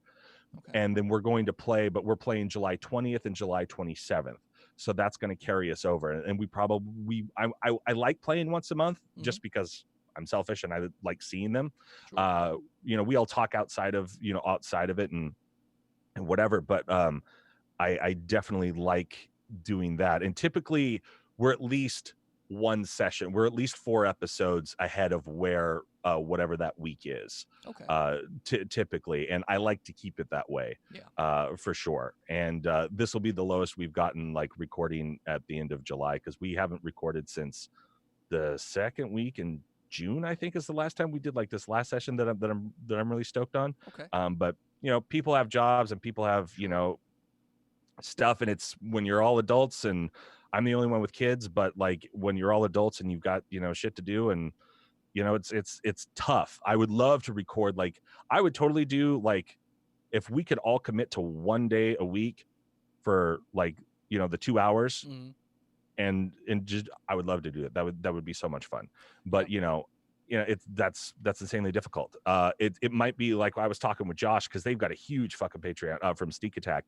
They've got a huge Patreon and like make a lot of money from it. And so I was like, it's got to be a little bit easier to incentivize people, because they're getting paid X amount of dollars every month to just actually get together and record D&D or like do live streams and do so. That extra, we'll say $500 a month would probably entice my guys as well. They'd be like, oh yeah, I have no problem taking that day off work, because whatever it is. I would love to get to that point, but like I said, we sort of came in the fucking floodgate, because like Venture Incorporated, we started almost at the exact same time, within a couple of weeks of each other, all that sort of stuff. Yeah, it's a good question though, because I thought about that, and I just was like, just only from like doing like the paranormal show, the 45th Parallel beforehand, before we started this, I was always like, we need a couple of episodes in the tank just in case. So I always had 2 or 3 on deck with that, and then it's like we'll do a couple weekends in a row, and he and I would record, because there's only one other guy, and that's what we're kind of doing right now. Like a couple episodes are out, and we've got a couple in the tank, and then and we get together every weekend. But him and I, my buddy Boz, who I do the 45th Parallel with, yeah, that's a good question. I like that. So the reason we do every single week, and it has to be Tuesday, because I have a normal work schedule in terms of Monday through Friday, but the other guys, they all work on the weekends. So weekends are completely impossible. One guy's working markets from like 3 a.m. till 4 p.m. or so in the afternoon, so Wow. he can't. And the rest of them are bartenders or work in that sort of industry, so it's impossible. Gotcha. So are you guys all in your like late 20s or something? No, we're all in our 30s. I think. Oh, okay. I think maybe 2 of them are in their 20s. I don't know. So You just 3 look of us. younger than me, so. Well, so I get that a lot. A lot of people seem to so I live near a college, and I walk to work every day, and a lot of times people will stop me and ask me for directions at the college, because they think I'm in college. I'm like, I graduated from college about 10 years ago now, so Yeah. 11 years Well, ago. I've got enough gray in my face and enough balding on the top of my head that people don't assume I'm young anymore. I do feel nice anytime they ask me for my ID. I will say that. I'm like an older woman now, because they all get all, ooh. Yeah, if I'm wearing a hat and I've just shaved my face, which I don't do all that often, but if I'm completely clean shaven, it's the only time I get ID'd, because I have a baby face. But yeah, they see all the gray in my fucking beard and shit like that, and even if I'm wearing a hat. But yeah, and I think I walk like an older guy now. Hunched over and just no, just like in my youth, I was a semi-professional rollerblader. So it's like I fell down a lot on half pipes and like downstairs trying to grind rails and shit. And my left hip and my 2 knees, I got my knees x-rated a couple of years ago. And the doctor was like, it's always interesting when I get to see stuff like this. I'm like, well, this isn't going to turn out well for me. And he goes, you have the cartilage of like a 75, 80-year-old man in your knees. And I was like 26, 27 at the time. And I was like, awesome. Like when I go to the gym now and stuff like that, I can't do squat stuff like with weight on, because my left knee, I can feel the bones kind of like clicking up, oh yeah, like that, but I tap dance, and so like that is that is pretty much my cardio. I tap because one, it's like I'm exercising, but also it's a skill that I enjoy having, and it doesn't bother me with that stuff. I used to do the Oh. splits a lot when I was younger, but now my left hip clicks a little bit, so I stopped doing the splits because it's a little bit tougher to get back up now. I get up a little slower now from the A splits. little known secret: I used to tap dance when I was a child because That's awesome. I had to go to dance class with my sister, and so the only thing that was slightly more manly was tap dancing. And I Yeah. remember the only recital I ever did, they put me in this teal turquoise sequin suit and top hat with a cane, and I was like, oh boy. But we had La, da, da, da, da. yeah, we had another question come in from Toby. Yeah. He said, "How Yeah. do you guys recommend finding people to play D&D with around you? I've never actually played D&D, and I've wanted to just start." And he's starting to struggle. I can't talk. He wants to start, but he's just struggling to find people. I actually thought the line was glitching. I was like, uh-oh, what's No, happening? it's me being. Yeah, my brain is glitching. Yeah, I need a drink. Jeez. Yeah, you're getting the shakes. I didn't know what kind of, just based off of your description of your guys' show and that kind of shit. Like, I was like, I didn't know. So, like, I grabbed a tall boy, I've been sort of sipping on it the whole time. No, yeah, that's fine. And Yeah. so I just didn't know how many people were going to be here and like if you guys were going to be drinking or something like that. So Sure. Yeah. No, we always drink when we're doing our Twitch, like our normal Twitch streams. For the Q&A, I typically don't drink just because I need. so you're to not, stay. yeah. So fucking, what's your problem, Yeah. idiot? So tell me about the podcast, bud. The Is it pretty Deem- good? I got an Airbnb podcast as well, so it doesn't matter. So finding people to play with. Do you play outside of the show, by the way, just out of curiosity, or you only play for the show? I play with some of the other dudes outside of the show. Okay. And or Caleb, we call him his birthday sessions. We do like an all-nighter. We'll go from like 6 to 1 in the morning. Oh, nice. And he writes like an adventure, and we're all homebrew. And so like he's expanded the world with this, with his adventure using land masses and places and relatively similar time frame of where my adventure is happening. So I'm actually going to possibly, spoilers if they're watching, possibly be incorporating some of those characters, some of that game. Mm-hmm. So because of how my brain works, which is insanely ADHD, I love playing multiple characters. Like we did it for his first birthday session. And then, like I said, Milo, he runs a game and he has other people that he knows that play. Our DM or game master for our live D&D show, he had a couple of friends. So like Milo's running this game for me, our live D&D guy, and like two of his buddies that have wanted to play. And one of them is a very good player. He's very, like, obviously he's played for a long time, knows a lot of the rules, and is a little bit of a rule sort, but like, like I just circumnavigate it with like, well, that's what I do, and I mean, he's another player, so I'm on his team, so he kind of doesn't, he mainly helps me with like, as I'm looking at the thing, he'll be like, well, it does this and it's this DC, and I'm like, God, how do you know all this shit? Like, but I mean, it helps me out. As far as finding, I mean, there's Roll20, I think, has like games online where you could play. I find if you've got like a local hobby shop, card shop, whatever, Game you shop. can go. Yeah, exactly. Go into there. Anywhere where you see they sell Pokemon cards or Magic cards, like go into there, and cons are good. Because you can always, if there's a local these days thing, you can play online, so you don't even have to be in person. So even if you go to a con like Dragon Con, they have an entire floor devoted to board games and RPGs. So you can just play D&D all day if you really want to. And then because there's 84,000 people, I mean, there are a ton of D&D players. Dragon Con, figure. And I would say also locally, like, not knowing how old Toby is, if you're in high school, go to the theater department. Or if you know people that were in the theater department, like my kids' friends, my daughter's in high school and my son is in junior high, and my kids' friends, my kids have told several of their friends, they're like, oh yeah, he's got a D&D podcast, like, that sort of thing. And they're like, what? And so like, it's like my favorite thing is when people find out that I play, because I don't look like a guy that would tap dance or play Dungeons and Dragons. Sure. And if you know my overall demeanor, it's kind of like, like people don't normally mess with me because they know that I have a very stern face and my voices can be scary. And I'm 6'2", so I'm tall, like I'm a big guy. And so people are always surprised. They're like, you tap dance and you play Dungeons and Dragons. So like high school theater groups, or fucking, if you're older, like if you have like a local, community theater, that sort of thing, you could put out a Craigslist ad. You could do, like looking for local want to play. Yeah. Or I'll tell you this this right now, Toby. You can find me at Twitter on Bentley Who, on Twitter at Bentley Who. They switched around.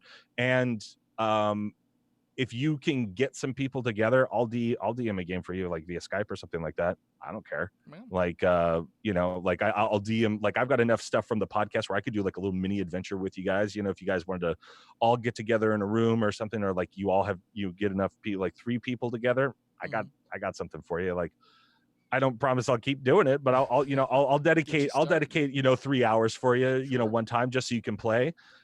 We don't typically have extra people unless they can come play in person, because we don't play online. We all play in the same room. Same. So yeah, so we don't do like Skype people and that sort of shit, just because like, it messes with the dynamic, and because we're 5, goofballs that have been playing together for, at least a year and a half now. So, but yeah, like I said, game shops, community theaters, Craigslist ad, Roll20, like they've got like free groups and that sort of stuff. I know that there's certain groups that like they've got different things. I've looked on there before. That's my suggestion. So Toby says he's thought about hobby shops, but he lives in the sticks, so there aren't any, and he's 19. Okay. So it depends on how close the closest city is, I guess, or even town that might have one. I mean, if it's within an hour, I would say that's not too bad, because you're probably going to be playing D&D for like 3, 4, 5, 6 hours anyways. Yeah. So then an hour drive's not too especially bad. when it's not a podcast. That's a way different dynamic. Yeah, it's very like when I don't have microphones up, like I don't for the one with like my player running it and me and the live D&D guy and his 2 friends. I just sort of put room mics up one time, and I was like, I'm still like, hitting record and not paying attention. Like I'm still like looking. I was like, I just stopped doing it, and I have way more fun, like playing. So like, so he's 19, kind of lives in the sticks, not knowing exactly where those sticks are. Like I said, maybe there's a community theater, maybe there's a I don't know what's around there, but definitely, look online for sure. Like I'm sure you can find some sort of subreddit where people, there's got to be a subreddit of people going like, looking to play D&D online or something like that, via Skype or whatever it is, or Zoom meeting. There you go. Play via Zoom meeting. One of our Patreon levels for $50 a month is a bi-weekly play session where I get, I think it's like 3 or 4 people together right now, and we're playing D&D, and that's fun. We use Zoom. It works. I've never had any issues with playing with Zoom, but I've had many issues playing with Skype. So yeah, we just continue to use Zoom. But to speak to what you were saying before, in terms of having everybody in one location, so we've always had that, but for Patreon, we'll set up a big TV at the end of the table, like somebody's playing there, and then we'll do it that way, where we Skype them in so we can see them. And as long as their internet connection is good, which we've never had any issues with, it's pretty much real time as if the person's sitting there. But one of our players is actually moving to Texas, so we're always going to have somebody remote from now on, starting in, I think, the end I was of July. surprised that Adventure Inc., Anthony's podcast, like that they only play online because they're all in different states. It's very rare. If you ask around, it's very rare to find a D&D podcast where everybody gets together in one location. Most of the ones I talk to, it's all remote, or at least partially remote. Because that's fascinating. It's kind of, but we've all known each other for a long time. Like I've known the one guy who's now moving away since elementary school, so we've kind of all known each other for a while. And we sort of got connected to one another playing D&D one way or another. Tristan, who used to DM, but he's very lazy, is a word I could use when it comes to writing.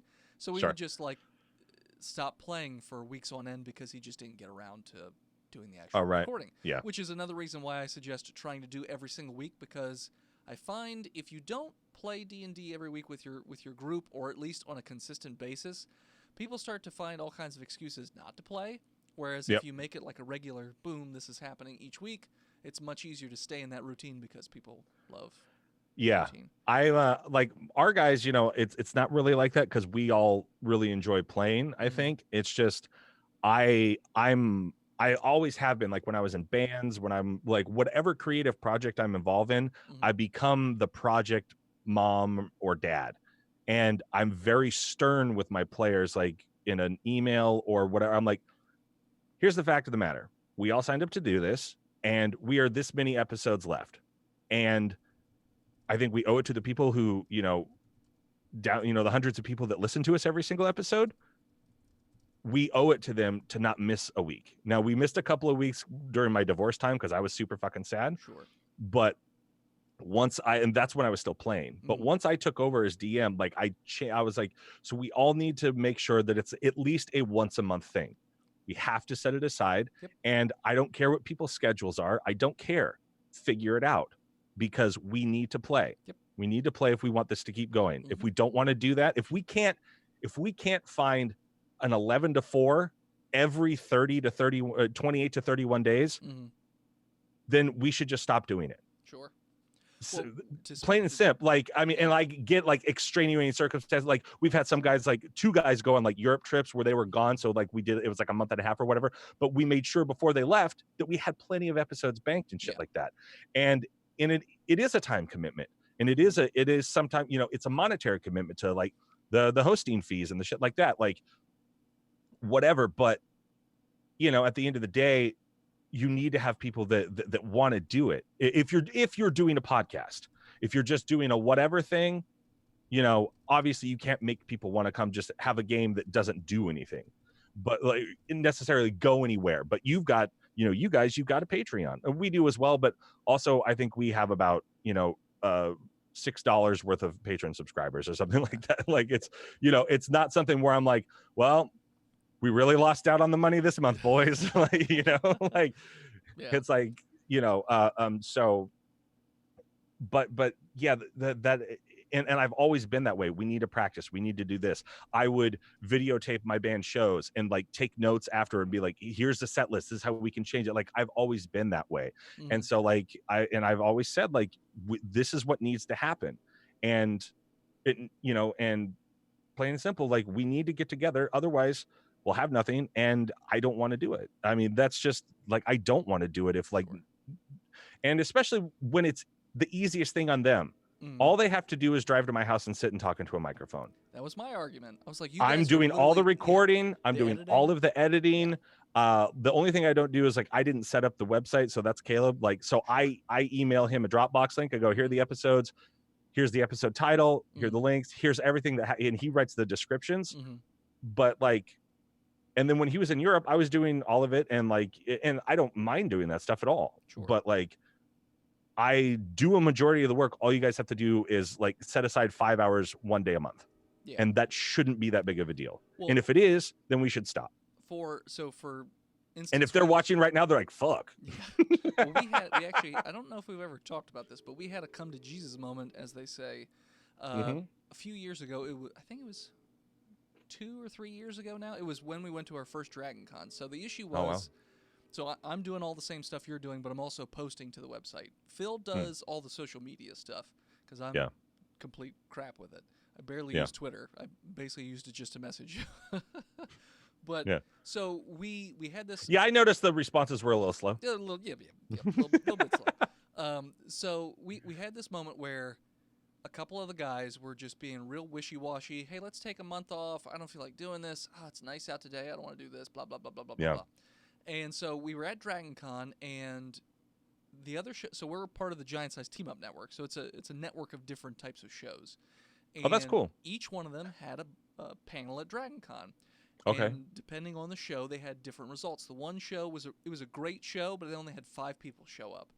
And that happened to be the one where all of the people on our show were there in attendance. So they saw this poor turnout. So they were getting very angry because, we drove all this way to Atlanta. Do we just come down here for 5 people? I don't know if I really want to do this. This, complaining, this and that. So we had a work meeting. And on the back end, Phil and I were talking. We said, basically, if this show doesn't go well, there's a solid chance we're just going to pack it up and be done with it because these guys they don't seem like they want to be here. They're not putting in any work anyway, so it's just, like herding cats. So we ended up doing our live show, and the show before us was the last time they were ever going to do that show. So it was a packed house. And when that show ended, we started getting all set up, and somebody comes in. They said, "Hey, did you guys look outside the door?" We said no.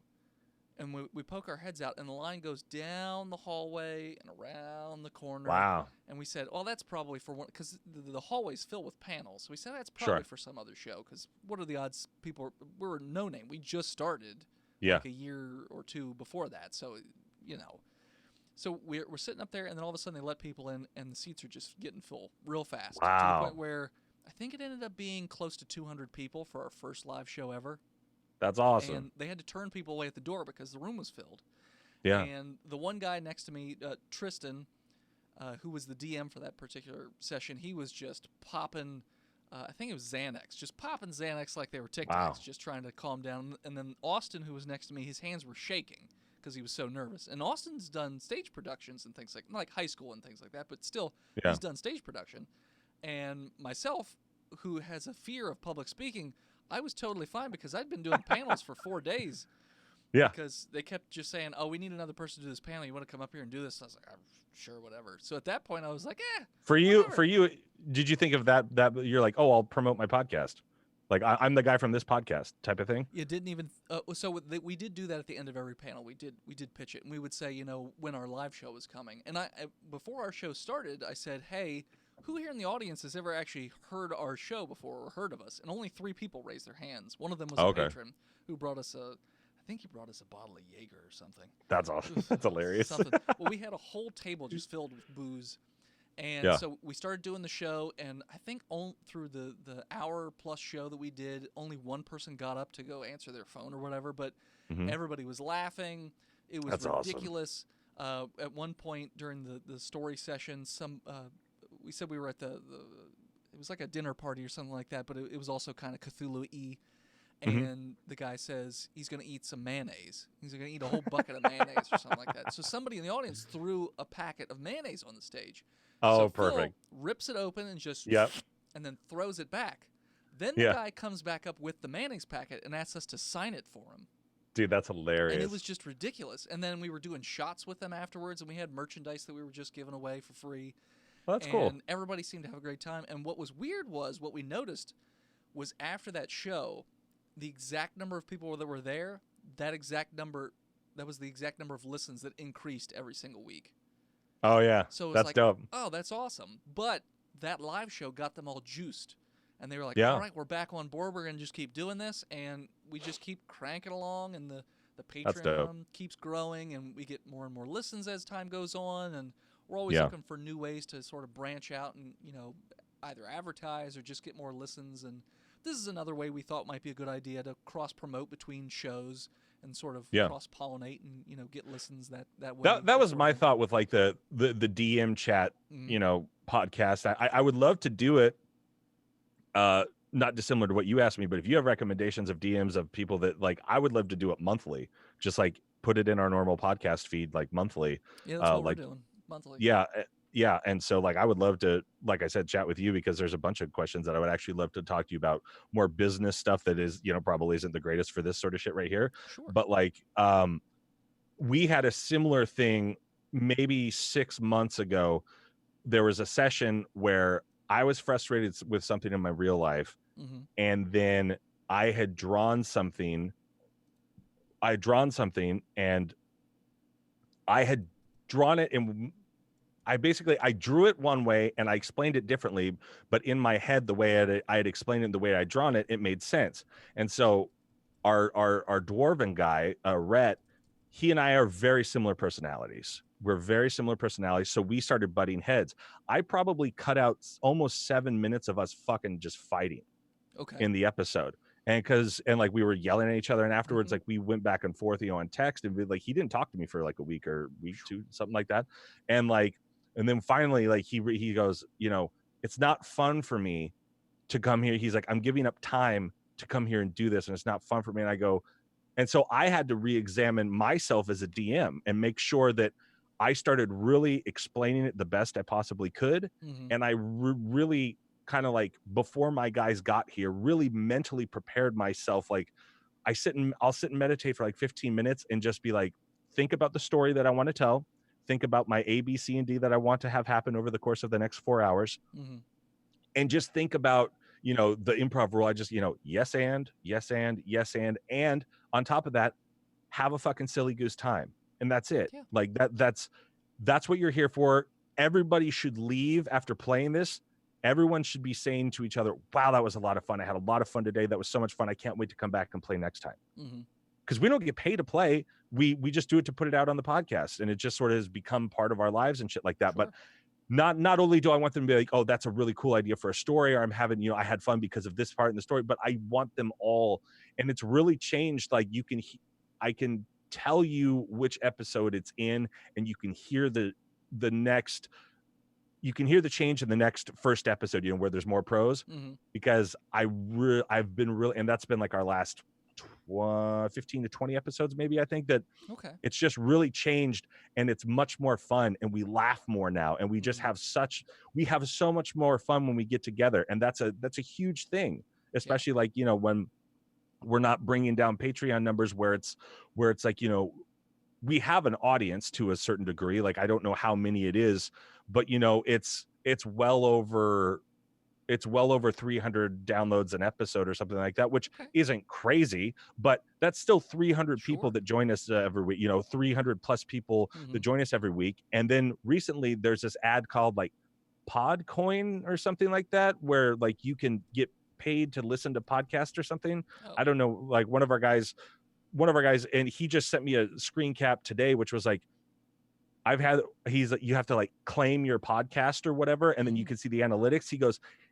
I just picked this up like 2 or 3 days ago. And he's like, and so I'm looking at the analytics, and we get like, just in the last week, we've got like 43 hours of people listening to us. We've got, 16 or something like subscribers on this specific app. Mm-hmm. We've got this. I was like, wow, that's really cool. Like, that's a growing thing. And that's and What service I was do you like, guys use to host? it's a Squarespace website. So for instance, we use Squarespace too, but we host like through Blueberry. That's where we upload the stuff to, and then we put the Blueberry link in the Squarespace. It's loaded. You could there on Squarespace there is a specific podcast player thing, like a widget, and so it's that RSS feed for the website. Okay. For my paranormal podcast, I use Libsyn, because Libsyn goes out to all of the major, like, you have to submit on iTunes, obviously, in that way, but Libsyn goes out to like all of the goes to the Google Play Store. It goes to everything for Android, everything for whatever. I have to resubmit for Stitcher. I just got to find the piece of paper with the password on it. I can't remember because Spotify it's been 2 years. Forever. Yeah, Spotify, we were on that. And then we submitted to Pandora as well. Had to change a few of the settings, because they don't their volume ceiling is -2 decibels. So I had to reconfigure like our compressors and our shit that we do to accommodate that. But I've always been really good about it, because I've kept it at -1. So, and no one's screaming a lot and shit anyway. So it's like, it's always pretty much under. So I'm not really worried about it. But we haven't heard anything about Pandora, because there's a bunch of big people on there first, and they'll get to the little guy whenever. But yeah, that's the biggest thing also for anybody else that's listening to this on Patreon or wherever that they're listening or watching this. If you're a DM, if you're or if you're a player, but specifically if you're a DM, you're the movie star. You're Tom Cruise, you're Tom Hanks, you're fucking The Rock, whatever. And the thing that you hear about those guys is, when they're on set, everyone's excited, they're happy on set, they're easy to work with. You're number one on the call sheet. You're the reason people are there. And if you have a shit fucking attitude, or you fucked up and didn't prepare shit, if you're not as big of an improviser as you and I seem to be, if you're whatever, you didn't do the work, then your whatever it is, your intrepidation, your anger, your sadness, your whatever, you have to set that aside when you're the guy in charge, because that's what I am. I'm the guy in charge. I set the tone. So I have to come in, and out the gate, when I'm introducing the show every week, I have to be having fun. Now, it's easy to do when we record 4 episodes in a row, because you just sort of get like all the laughter and the giggles from like, you know, the previous episodes or whatever. Sure. But if you're only doing 1 or 2 a week or whatever, Mm-hmm. and you're not getting fucking shithouse like you idiots over there, like There's no way in hell we could ever do 4 episodes. They'd be yeah, dead. everybody, They'd yeah, be you just dead. keep you just keep hearing thud thud. That's people's just foreheads hitting the fucking table. We had that happen once where the one guy couldn't put his elbow on the corner of the table, so he just kept missing it for like 5 minutes. He wasn't even slipping. He just kept missing it. We're like, dude, just put it a little further ahead. No. I know how to elbow to do. We have a running joke where at the beginning, when the show first started out, Tristan, when he gets really drunk, he just takes his shirt off because he's a bigger dude and he's covered in hair. Oh, he's Bert Kreischer? He's very much like Bert Kreischer, more bald. And so what he does is he takes his shirt off when he gets drunk, and then he just lays down on the floor under the table because the floor feels cool on his skin. Yeah, like what my dog does. Yes, exactly. So that was like a running gag for a while, and he still does it every once in a while. Although now He just takes the mic down there with him. No, he doesn't. He just yells from down there. With the current mics, that'll never work. But we're on carpet now, so never mind. He doesn't care. Yeah, but that's the biggest thing I think for anybody out there. Like, and if you're not, like, you as the player, even though maybe you're the tough player, you're the bad guy, you're what, like, in between you being the character, it's always best, like, when you're goofing around and laughing at other people's stuff, and you're like, if you're like the tough asshole guy, like, you can't be that the entire time, because then you're just the tough asshole, like, and no one wants to. So it's like, our guys, like, it's really funny sometimes to listen to the dudes, but especially the 2 guys that don't do voices, they have to go, they'll say, now Ren isn't doing this, or my guy, you know, my character isn't doing this, this is me, what, you know, blah blah blah, and they're like, or the opposite, no, this isn't me, this is this guy, you know. And you have to you just have to be there to have fun, because if you're not there to have fun, in my personal opinion, what the fuck are you doing? Like, I could never be in some game where it's just fucking like all of like the most, you know, climactic, all of the, you know, which is why I've only seen 1.5 episodes of Game of Thrones. I saw like half of the pilot, and I was like, holy shit. I was like, not for me. And then I watched episode 4 of this last season, because I was like down at the theater. It was the episode with the fucking Starbucks cup in it, and like, and I just sat there and watched it. I was like, and afterwards it was what Peleus or Dash and a couple other people. We watched it like on the big screen down there, and like through the sound system and stuff down at the theater and at the comedy club, and I just sat there and watched it, and I found it very interesting. I was like, is it always this fucking slow and talky? And they're like, well, sometimes they battle. Like last episode, it was a big fight. And so I was like, but in general, yeah. I was like, and I just went, what a fucking boring ass show. And like, it's a lot of political intrigue and sort of. And I was like, and I was like, maybe one day, like maybe in like 10 years, like, so for example, this year is the first year. I mean, I'd seen a couple of episodes, but I watched all of The Sopranos this year. And I was like, I was mentally there for it. I was like, yeah, cool. And like, and I got it. And like, you know, the stuff with the family and the stuff, you know, everything, like I was emotionally there for it. So maybe in 10 years when I've like, you know, gotten slower and like much more like I just want to sit in a chair than I already am, I'll want to watch Game of Thrones and be like, I want to watch these people talk in like, you know, tiger pelts and shit. Like, you know, I don't know. But like, I just have zero fucking interest in watching. And people are like, oh man, it's crazy. You like this? I was like, yeah, that's fine.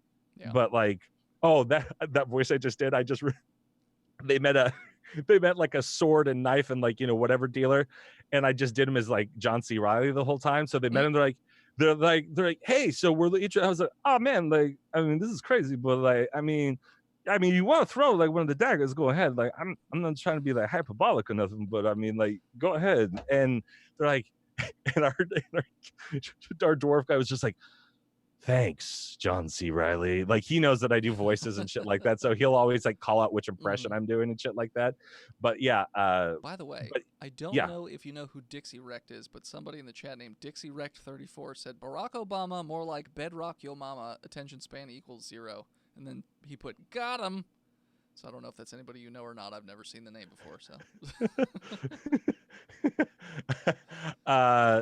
I have no idea why a guy named Dix Erect would then compare me to like what? I don't get what he's saying. I don't know either. That's why I was like, Is maybe it's he some sort of saying inside joke. that I'm way too ADD and I just fucking bounce around like I a fish in think a bowl so, from maybe. Oh, Yeah. you know what? Fuck you, all right? Shut up. Dick's erect? God damn. It's Trying to give Dixie you fucking wrecked. Yeah. Well, it's probably because of these And then he sweet, put yes. sweet So pipes. yes, he's saying that you have an attention span of a goldfish. Well, hi, this is Barry White. And Paul Quinn College cordially invites you May 8th, 9th, and 10th. Have you heard those fucking Barry White outtakes on YouTube? No. Oh, dude, he's doing this like commercial where he's like, "Hi, this is Barry White, and Paul Quinn College cordially invite." Ah, shit. Is it as good Hi, as the this Gary is- Busey Chevy truck commercial? Kind of, Okay. yeah. Okay. Yeah, and he just keeps starting. He's like, "Fuck, all right, man, these motherfuckers fucked this copy up." Hi, this is Barry White and Paul Quinn College Cordial. Man, they didn't fucking invite your ass nowhere. Goddamn. All right. Hi, this is Barry White, and he just like keeps restarting. It's the fucking best. It's so goddamn funny. The so one of the sort of things that spurred or spawned from like sort of fan love for we didn't expect it to do anything was Right. during season 3. The way we tried to do it was like a Sin City sort of thing where it's an overall story that fits in this world, but each segment is written and DM'd by somebody different, and they all sort of tie together. Well, it didn't work out that way because we did the first section with a different DM, and he's very on rails to the point where you have to ask a specific question in order to get the story going someplace. And if you're on a road with a crossroads and you didn't take the right path, he's like, well, no, you need to go left. I'm like, yeah, but we want to go straight. No, you gotta go left. It's like, okay, well, then you're just sort of taking us out of it. So, and fans started to complain. They're like, why did you change anything? Just leave it alone the way it is. Let him be crazy voices and let Dennis do his DM thing. He's not as funny as a player anyways. Yeah. So then we switched it to where everybody would write their portion of the story, give it to me, and then I would basically reenact it as close as I could. Yeah, you would like retranslate it or whatever. Yeah. And the one thing in the second part of that season was, for some reason, the mayor of the town was supposed to sound like Bernie Sanders. I don't know why, but that's what he wrote. So I started doing Bernie Sanders, and all right, let's hear it. Bernie Sanders, the 97%. That sort of thing. Thank you. Yeah, you got to get the jowls. Like I've never. Yeah, I've never tried to do him before, but I know. Yeah, he's got a jowly like that. Like yeah, exactly. Well, so what ended up like sticking with people was at some point they had to go find Earl's farm, and they're like, "What?" I said, "Find Earl's farm. Find Earl's farm." And so then every 2 seconds, and I muted Toby, just put it in there too. Find Earl's farm. So then it was like a verbal tick that he would have, where they would start a conversation, and he would just be like, "Find Earl's farm. Find Earl's farm," and they're like, "Oh fuck, he's on Find Earl farm." And then the fans would start saying that all the time. They would start shooting us messages like, "Find Earl's farm. Find Earl's farm." Oh, that's fun. So yeah, so it's stuff that spawns from that sort of thing where you don't think anything of it. You're just doing a stupid voice for 2 seconds, and then fans pick it up and run with it. I really like that. We don't have that problem. we've got one listener. Her name's April. She's fantastic. She's our super fan. Okay. And other than that, no one interacts with us really. Online, fucking for anything. No one fucking interacts with us. So it's like we don't have that problem. If people like shit that we do, we don't know about it really. So I just do stuff to make me laugh and to make them laugh, and then hopefully other people will laugh. That's the best way to do it. If you're making yourself laugh, there's a pretty good chance you're going to be making somebody else laugh as well. So yeah, as long as I assume you can hit yourself, as long as you have a decent sense of humor, I would say, then you should be fine, I think. I love when I hear back when I'm doing the editing stuff or whatever, where, because I don't, everybody else uses a mic stand. I hand hold my mic because I'm turning, and then it's like I used to use like, this arm or whatever. Sure. Oh, whoops, just broke my arm. But like I started noticing, I was like, oh, I'm explaining all this shit on the whiteboard and no one can hear it because I'm fucking off mic and all my players are being quiet. And I got tired of editing it out or like bumping it up. So I just started doing handheld, and then I would, and then I just keep it with me, and it's way better. But my favorite thing is in an episode, you hear me go clunk the mic and you just hear me uproariously laughing because of something somebody said or whatever. And I go, I wish more people like reached out to us on Twitter or on Instagram or whatever and be like, this part made me laugh. This part, this sort of thing. Discord That's the one would be thing. good for that if you don't already Yeah, have one. that's what I've heard is the Discord thing. Like does that cost money or is that like a free thing or? I don't think it costs money, and you can set up a password. So if you want to have it set to a Patreon account of some sort. So I would never do that. I'm all about giving shit away for free. Then yeah, you basically just give away the room code, and then people can just join in as they want then, and then you can just chat away to your heart's content. We want to do that with the Paranormal Podcast for sure, because we've been out for 3 weeks and back out, or rather for 3 weeks, and we're already getting really good numbers as far as a podcast has been out for 3 weeks. We already have like 11 reviews on iTunes. Nice. And which is awesome. And people are coming through. We set up a hotline so they can call in. We've already had some people call in and shit like that. We're doing a remote view episode. I don't know if you know what remote viewing is, but it's like kind of like The Men Who Stare at Goats, if you ever saw that movie. Basically it's like where you're given a target, and then you write and draw stuff about that target, and then you give it to somebody. So we used to talk about and do it on the show all the time, and people liked it. So we're doing a specific remote view episode. We're only doing it on video. And we've got an email, like a fan of the show. I was like, we text with him and shit like that, like outside of the show. And I go, here's what needs to happen. You need to set up an email. Don't tell us only tell us the email address so we can promote it on the show. I don't want to know the password. I don't want to know how many people wrote in. We gave them specific parameters on the show that it's a commercial that runs everything. Okay. On the day of recording, we'll get the thing with our targets or whatever. We're going to remote view them. And then he's going to send us, an email with the targets, and there's a specific way you have to do it. Then what he'll do is the targets are like the subject matter, so we know how to correlate it. In the body of the email will be the picture of what we're remote viewing, and then we'll do it on camera, so like we're showing like what we're doing and stuff like that. And then like people call on the hotline if they had a paranormal experience, they ghosts, saw a ship, whatever the fuck, and it's awesome. And I like that sort of stuff. I like hearing other people's thing. And that's why I like talking, to like you and Anthony and like when I was talking with Josh, it's just like how similar people think about stuff, at least in the 3 experiences I've had. Like, I know if I were to, I've talked about this before with Caleb, like in person and a little bit on air, I think in like one of our something or others, I can't remember what it was, but like I've talked about it before where, he goes, I don't understand how you run the game. And I was like, and I don't understand yours. Cause like for his birthday session last year, not so much this year, but his birthday, he came in with like an 1.5 inch thick, like thing of papers, and they all have like little clips at the top. So he knew where to go. So if we did something, he'd go to here and he'd start reading, and it was like an actual D&D manual. Cause that's how his brain thinks. And like, not dissimilar to like what you were saying, like if we didn't do something, because I'm like, I give it to my players sometimes. I'm just like, close enough. Like let's keep this fucking thing going. Just keep it moving. It's like, because if I can tell they're getting frustrated, I'm like, okay, the next closest swing gets it. You know what I mean? Whatever that close swing is, the next closest thing gets it, because I'm not here to fucking ruin your day. We're all here to have it. Once again, we're all here to have a good time. Yeah. We have a question, by the way. So whenever you're done with your point, we can get to that. I'm just rambling. Oh, okay, that's fine. So the question from Toby is, who is your favorite character and NPC? Oh, fuck you, Toby. I'm kidding, Toby. We love you.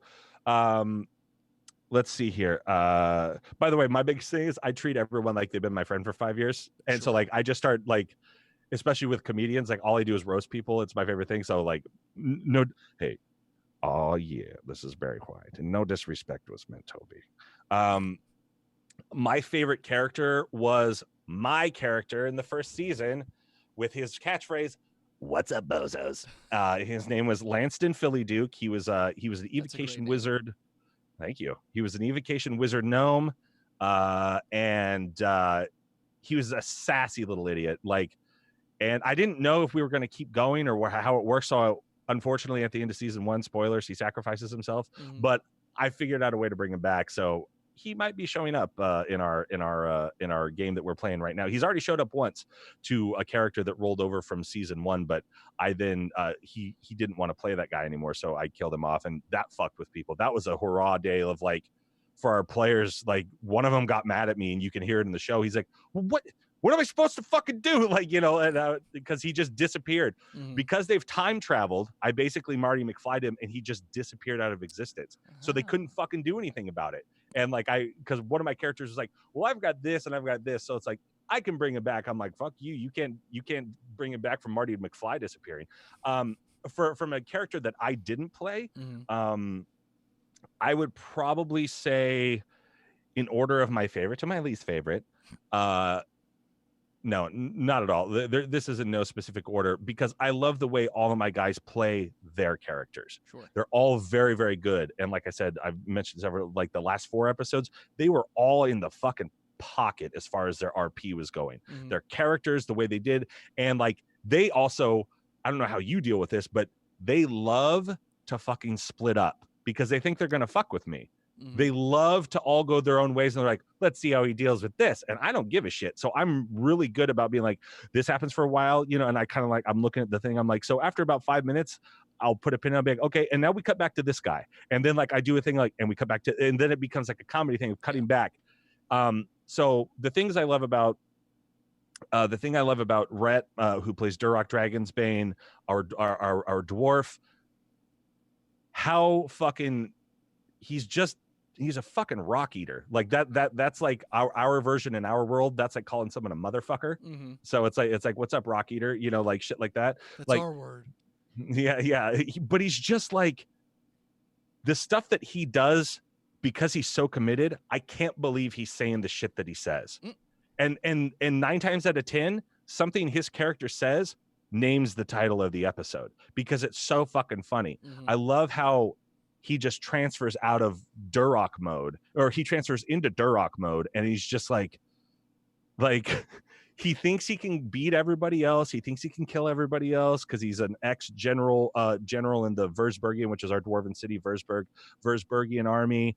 So he's just like, bring it on. I'll kill you. It doesn't matter. I'm Duroc Dragonsbane. I love Dash, our pirate half-elf wizard, because he's much smarter than he lets on. And he, you know, he's got that sort of, you know, Johnny Depp pirate, you know, kind of like the sunbake kind of thing to him.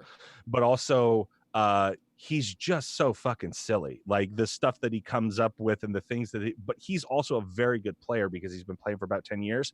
So he hides it behind this, you know, exterior of like this crazy pirate wizard guy. But then all of a sudden it's like, they're like, wow, shit, Peleus. His name's Peleus Eonerth. And I brought it out that his mom is actually the elven leader of like the continent where the elves are. So it's like his sister who's like in the army or whatever, and he's just like this rogue like pirate guy that is the offspring of like, you know, this, you know, high elf fucking having a sort of like an affair with like a human pirate, you know, like she was just like, and so I've done some stuff with that. I love just like how crazy he is. And as him in character will respond to things. Like the first time that they met him, I specifically introduced them, my guys.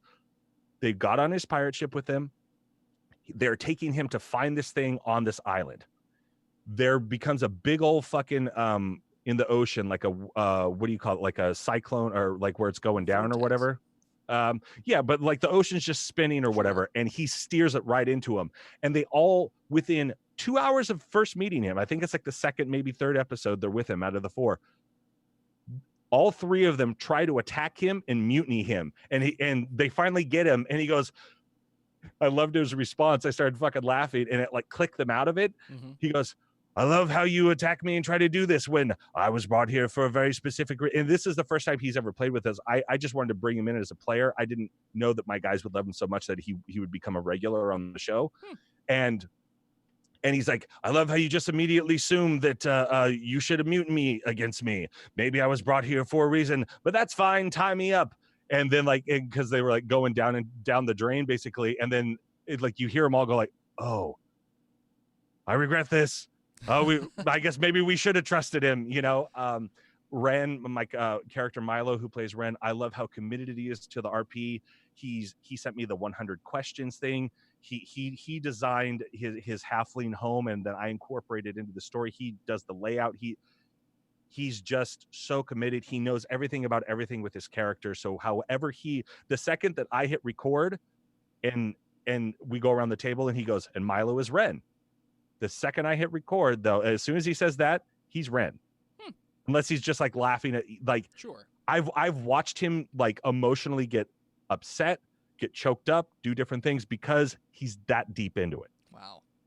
And I love that about him because I know that if he does something, he's doing it in his character. Or if I ask him something, I go, did your character actually do that? Or are you trying to stiff me as a player? He goes, no, Ren didn't do that. And I know he'll be honest with me. And then Caleb is my favorite because Caleb can only be Caleb. And he was his name was Yamhorn Daril. He was from the very first episode. And we lost him at the, somewhere in about like the first 10 episodes or so of the third season. Okay. And because he wanted to play a different guy. And he's like, and everyone, like, it was like, wow, classic Yamhorn, wanting to do this. Like, it's like classic, like, I want to roll for like knowing exactly, like, he doesn't say this the way he words it, but the translation is, I want to know exactly how to defeat everything that's in front of me in the entire history of every character that I see. That I'm meeting, and we're like, oh god, classic Yamhorn. And like and so he goes, I want to play a different guy. And so basically he wanted to play an Indiana Jones type guy. He's got a whip, he's an adventurer, he always talks about these past adventures he went on, like this stuff. So obviously he's like Indiana Jones, but he's got this really cool thing that I'm not allowed to talk about because in case somebody else is watching. But there's this really cool magical thing that in his past that has happened.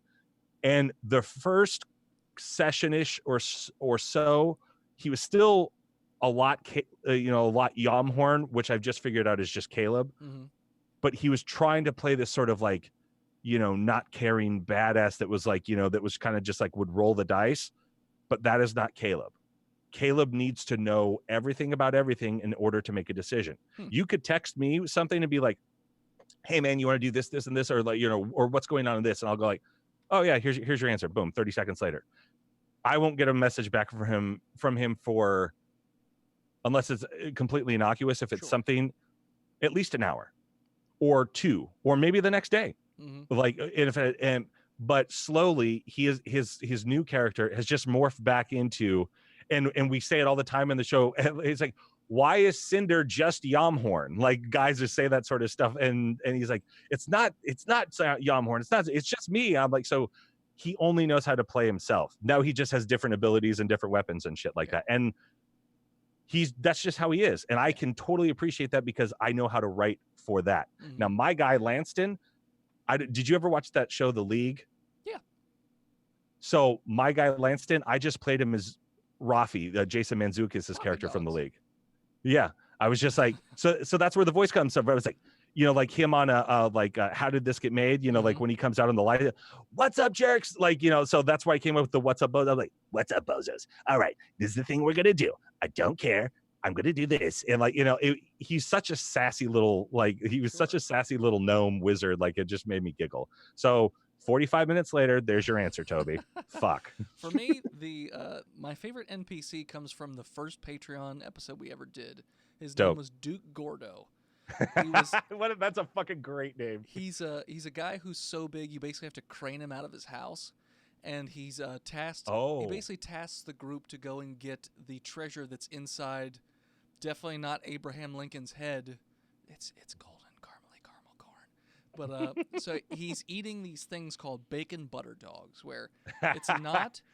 There's no bun. It's just a stick of butter that he put a hot dog through and then wrapped it in bacon. It's kind of like the Homer, like his Homer space waffles, where he just stuck a. He talks like this. Yeah, of course. Yeah, you gotta have the. You gotta get the kind of like the dog thing going, where they just. Yeah, you're just really excited because all my chins are in the way of me talking right now. Yeah. So that was probably my favorite NPC, and when he first. That's awesome. I think they found out about him at the Stumpy Pony, which was a picture of a pony Great with fucking no bar legs or name. something. But so that was probably my favorite NPC, which was funny because it was so early on. And then my favorite character, typically my favorite characters are played by Tristan because they're all ridiculous. Like he had a Sean Connery character who was all about giving. Yeah. He kept giving away free coupons to his karate school, but they were always expired. And Yeah. but probably my favorite character that he's ever done is probably Covert because it's so ridiculous, and he keeps coming up with new ridiculous ways to scam people. And there's a Yeah. mechanic that I put into the game called Sanity, Mhm. where the more crazy stuff that they see, they have to roll a d20 based off certain stats, and if they don't pass the check, they start to tick up in sanity or insanity. And Oh once they wow. get to certain levels, bad things happen. So once it's on a scale to 100. So once they hit 20, oh, they get like a tick, which is Oh, okay. hard to put in a podcast, but they just have to say like Yeah. twitching or whatever. And Yeah. then they get to 40, they get an OCD. So he's got to be clean. So he's just cleaning all the time. And then Yeah. when he gets to 60, he gets a phobia. So now he's afraid of heights. Okay. And then 80 is something else, and 90 is something else. When you get to 100, Sure. you're basically dead because you're just a frothing lunatic at that Yeah, point. you're just foaming at the mouth and shit. But they were like, how do I reduce my sanity? I said, funny you should ask. There's two ways. Drugs, which could have some effect you don't know, or electrocution. So they basically got into a bathtub, and he just put a toaster in there. And he shit all over himself because Electroshock therapy yep, himself. electroshock therapy. That's hilarious. And yeah, so and then he was just kind of weird and twitchy after that because his brain, they put him in for too long. They overcooked the Yeah. turkey. Yeah, exactly. And so he's still doing his covert stuff, but he's also got extra little like, I can't remember this about my childhood anymore and stuff like that. Okay, yeah. But that's probably my favorite character and probably my favorite NPC. The runner-up for NPC would be Peggy. Peggy was a secretary who worked in the Gnomish City. And Yeah. she was attracted to Dashel, who was Austin's character. He was very charismatic. Well, he was too charismatic. And then, so basically, he gave her a pickup line, and they banged right there in the office. And then she was That's funny. obsessed with him. And she got pregnant. But there was all this question about, is Dashel actually a robot or is he human? And we've never right. answered that question to this day, if he's one or the other. Yeah, is there a cyborg baby out there? And Yeah, shit? so they're like, That's well, hilarious. if he's a robot, how do you have a baby? And then, so it's all these questions float around. So then he dies, and Peggy asks for the body so he could be properly buried. That's not what she did with it. She took it home to do things with it because in her mind, Dashel's still alive. And Oh, Jesus. like they come over to her house, and he's like propped up in a chair, like rotting away, and she's still giving him kisses and stuff. And Good weekend at Bernie's. Be psycho. yes. So she's just crazy. So that was probably one of my Dude. other favorite NPCs. I think my favorite, and I did not intend it for it to be this way. I just wanted to give them some extra people to help them pirate this ship because like Peleus, I'll do things like this too. Like when Peleus was first introduced into the podcast, that's the pirate wizard. Sure. He just started coming back week after week because I was like, we had this one little adventure. And then all my guys were like, can he like play with us always? Because he's awesome. And Dash is fucking hilarious. And so I was like, I'll ask him, I mean, he's got a job and shit, but I'll ask him. And so he beat this guy named Roland the Red, who is a dragonborn in like a ship race. Like Dash, I was like, let's do like this solo episodes for you so people can get to know your character. Sure. He sent me like 2 or 3 paragraphs. We then turned that into 4 hours. Wow. Of just me and him playing. And I played a shitload of NPCs, and it's just me and him. He has this whole great adventure. He wins his pirate ship. That then comes back to help them in season 3. And now he's got these other people and part of the party driving that ship when they go places. He's got the flying ship, and they're driving and his ship is like a scaled down version of like a Jack Sparrow, Black Pearl ship. Sure. It's like a half size version, so he could technically pilot it himself, and which he does all the time. But so the other one is like the full size version. So I just gave him like 3 or 4 NPCs. Ren also was always trying to recruit people to Ulagan, and that's a big running joke. Like, oh, you're starting a cult, and so he's always proselytizing to all these people. And so I gave him like this half elf woman named Aoth, and I didn't think anything of it. And he's like, he just decided in his head that he's going to woo her. And we don't do anything even close to what you're talking about. Like they will have a very holding hands courting relationship. That's all that my guys will be doing. That's as far as they go. I think a couple of people have kissed, but I'm not really into that. That's just not where I would want to go with the story. Most of that stuff is off off screen. So Oh, for sure. yeah, no. But he said, he goes, I'm going to get a gift for Aoth. And I was like, okay, what do you want to get her? He's like, I want to get her some like nice, like studded leather armor or something like that. Cause they were like in like a supply shop basically. Right. And I was like, okay. So what are you getting there? And so he goes, and he started laughing at one point. He goes, oh, fuck, I'm going to woo Bentley. I was like, I will do that all day with you. And like everyone started fucking laughing. I was like, I think it would be so hilarious to have like this middle school relationship like going on between these two characters that are just me and Dash. Because I don't change my, like, I'll pitch it up a little bit, but I don't like, unless it's like a super crazy character or whatever, like what you were doing or whatever. I try not, I just try to do it from a point of like, if I talk as her, like it just kind of goes up like this, and I just sort of like talk from a different perspective, unless it's just like a crazy character. Like I still want to do Harvey Firestein as somebody, from Mrs. Doubtfire and Independence Day or what. It was like, I'm just like, oh my god, okay, here's the deal. And like I want to do that sort of thing for somebody, like as a character where they meet somebody where he's just like an eccentric, fucking wacko person. I've done Patrick Warburton before. It's like, yeah, all right, so you guys are that's a pretty cool thing you guys are there doing. It's real nice. Okay. Yeah, moving along. What are you doing? Get out of here. Well, we've actually been talking for 2 hours now, so it's probably about time we wrap up. But before we go, Toby put in the chat, he said his favorite Botched NPC is Catman Dude, who was this sort of funny. This it's like a Viking area, and he had cat paudrons, as we called them, and then he had a cloak made of feral cat skins, and he had a herd of cats at his beck and call that he could just use. And like at one point, he strapped explosives to them, and they just like went over the side of a wall. Yeah. And then he had a blimp that we actually had an artist make a SketchUp of, and the blimp is made of the bones of cats, and the balloon itself is made of skinned cats, and the whole ship is run by cats. So, like, there's cat butlers, and there's cats. Dude, that's like, fucking wheels hilarious. that running it. They had a Catlin gun, which is a Gatling gun with live feral cats. And you crank the wheel, and it's like, and it's just shooting feral cats at people. Yeah. Yeah. So that's definitely a favorite of a lot of people. Dude, that's so fucking funny. I think very similar to that. They were in like this jungle island area in the first part of season 3, and like tigers were attacking them as they were on this boat sort of floating down the river. One of my players got it. He's like, are we just basically on the real life Disney Jungle Cruise? I was like, he picked up on it.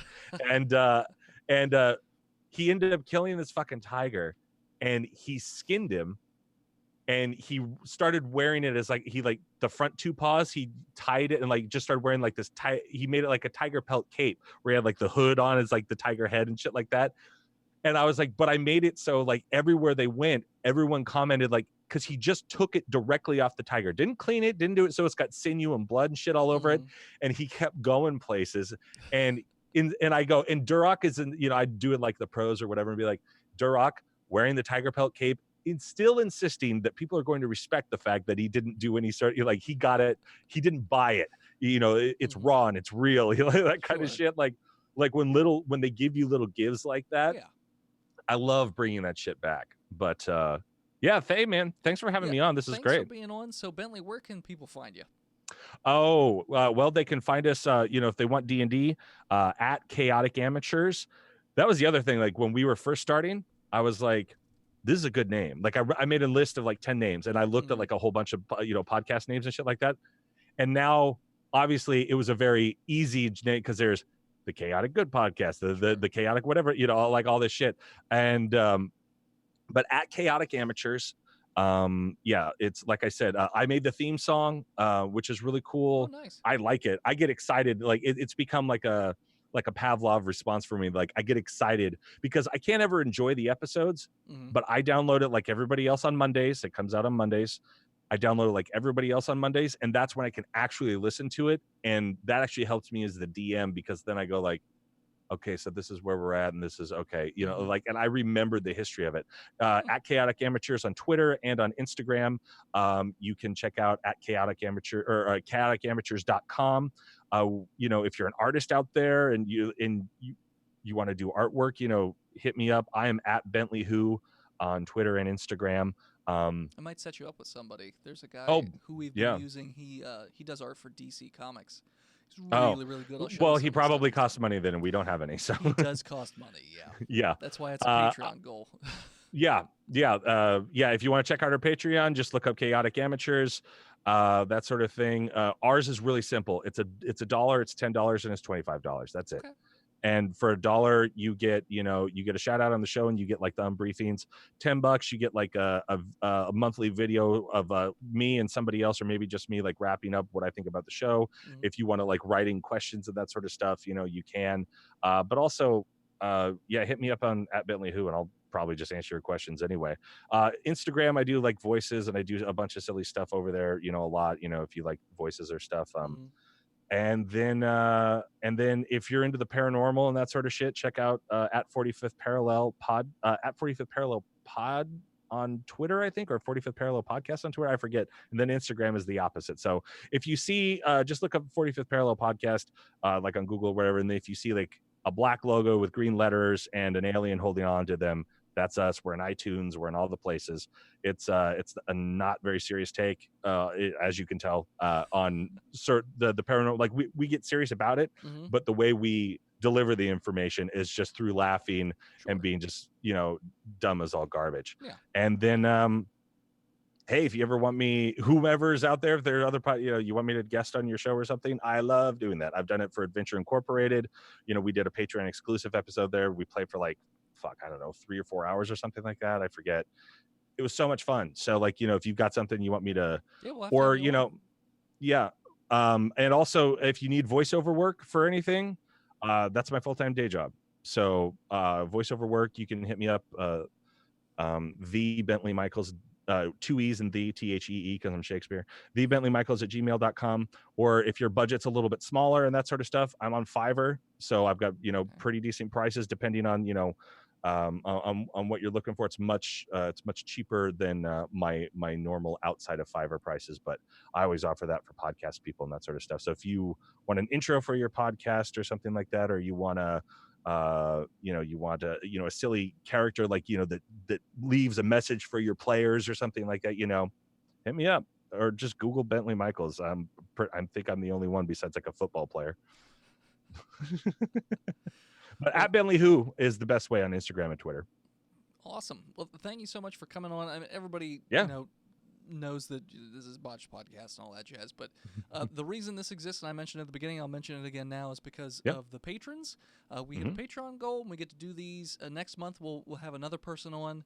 And as long as everyone likes tuning into them and keeps wanting to get What us if it was money for just me something? doing a different voice the whole time and I wore like a mask or something? Mustaches. Just do mustaches. Yeah, That's the yeah, easiest way to just- fool anybody. Or glasses. Either one. Yeah, but Clark Kent the fuck out of him. That's exactly right. Where did he go? Who is this person? Like that Pete Holmes, the bad man sketch. So good. Where's the commissioner? Oh, commissioner, you're back. Seriously, there was someone else here. I know. Well, thank you so much, Bentley, for coming on. I really My pleasure. appreciate Thank it. you very much Thanks, for going everybody. 2 hours. Yeah. Yeah, I know. And I had a great time, and hopefully everybody in the chat enjoyed it as well. And we'll talk soon for mine. Yeah, sounds good to me. Awesome. All right. Well, thanks so much for everybody for tuning in and coming out and hanging out. I'll be back on Saturday for the normal Twitch show, where I'll be playing. I don't even know what at this fucking point. I don't know. I get drunk and play stuff on Twitch at Saturday nights. Used to be dating sims, but they're kind of all the same at this point. And then Sundays we play Sea of Thieves at twitch.tv/GSTU Media. So thanks again, Nice. everybody, and we'll see you next time.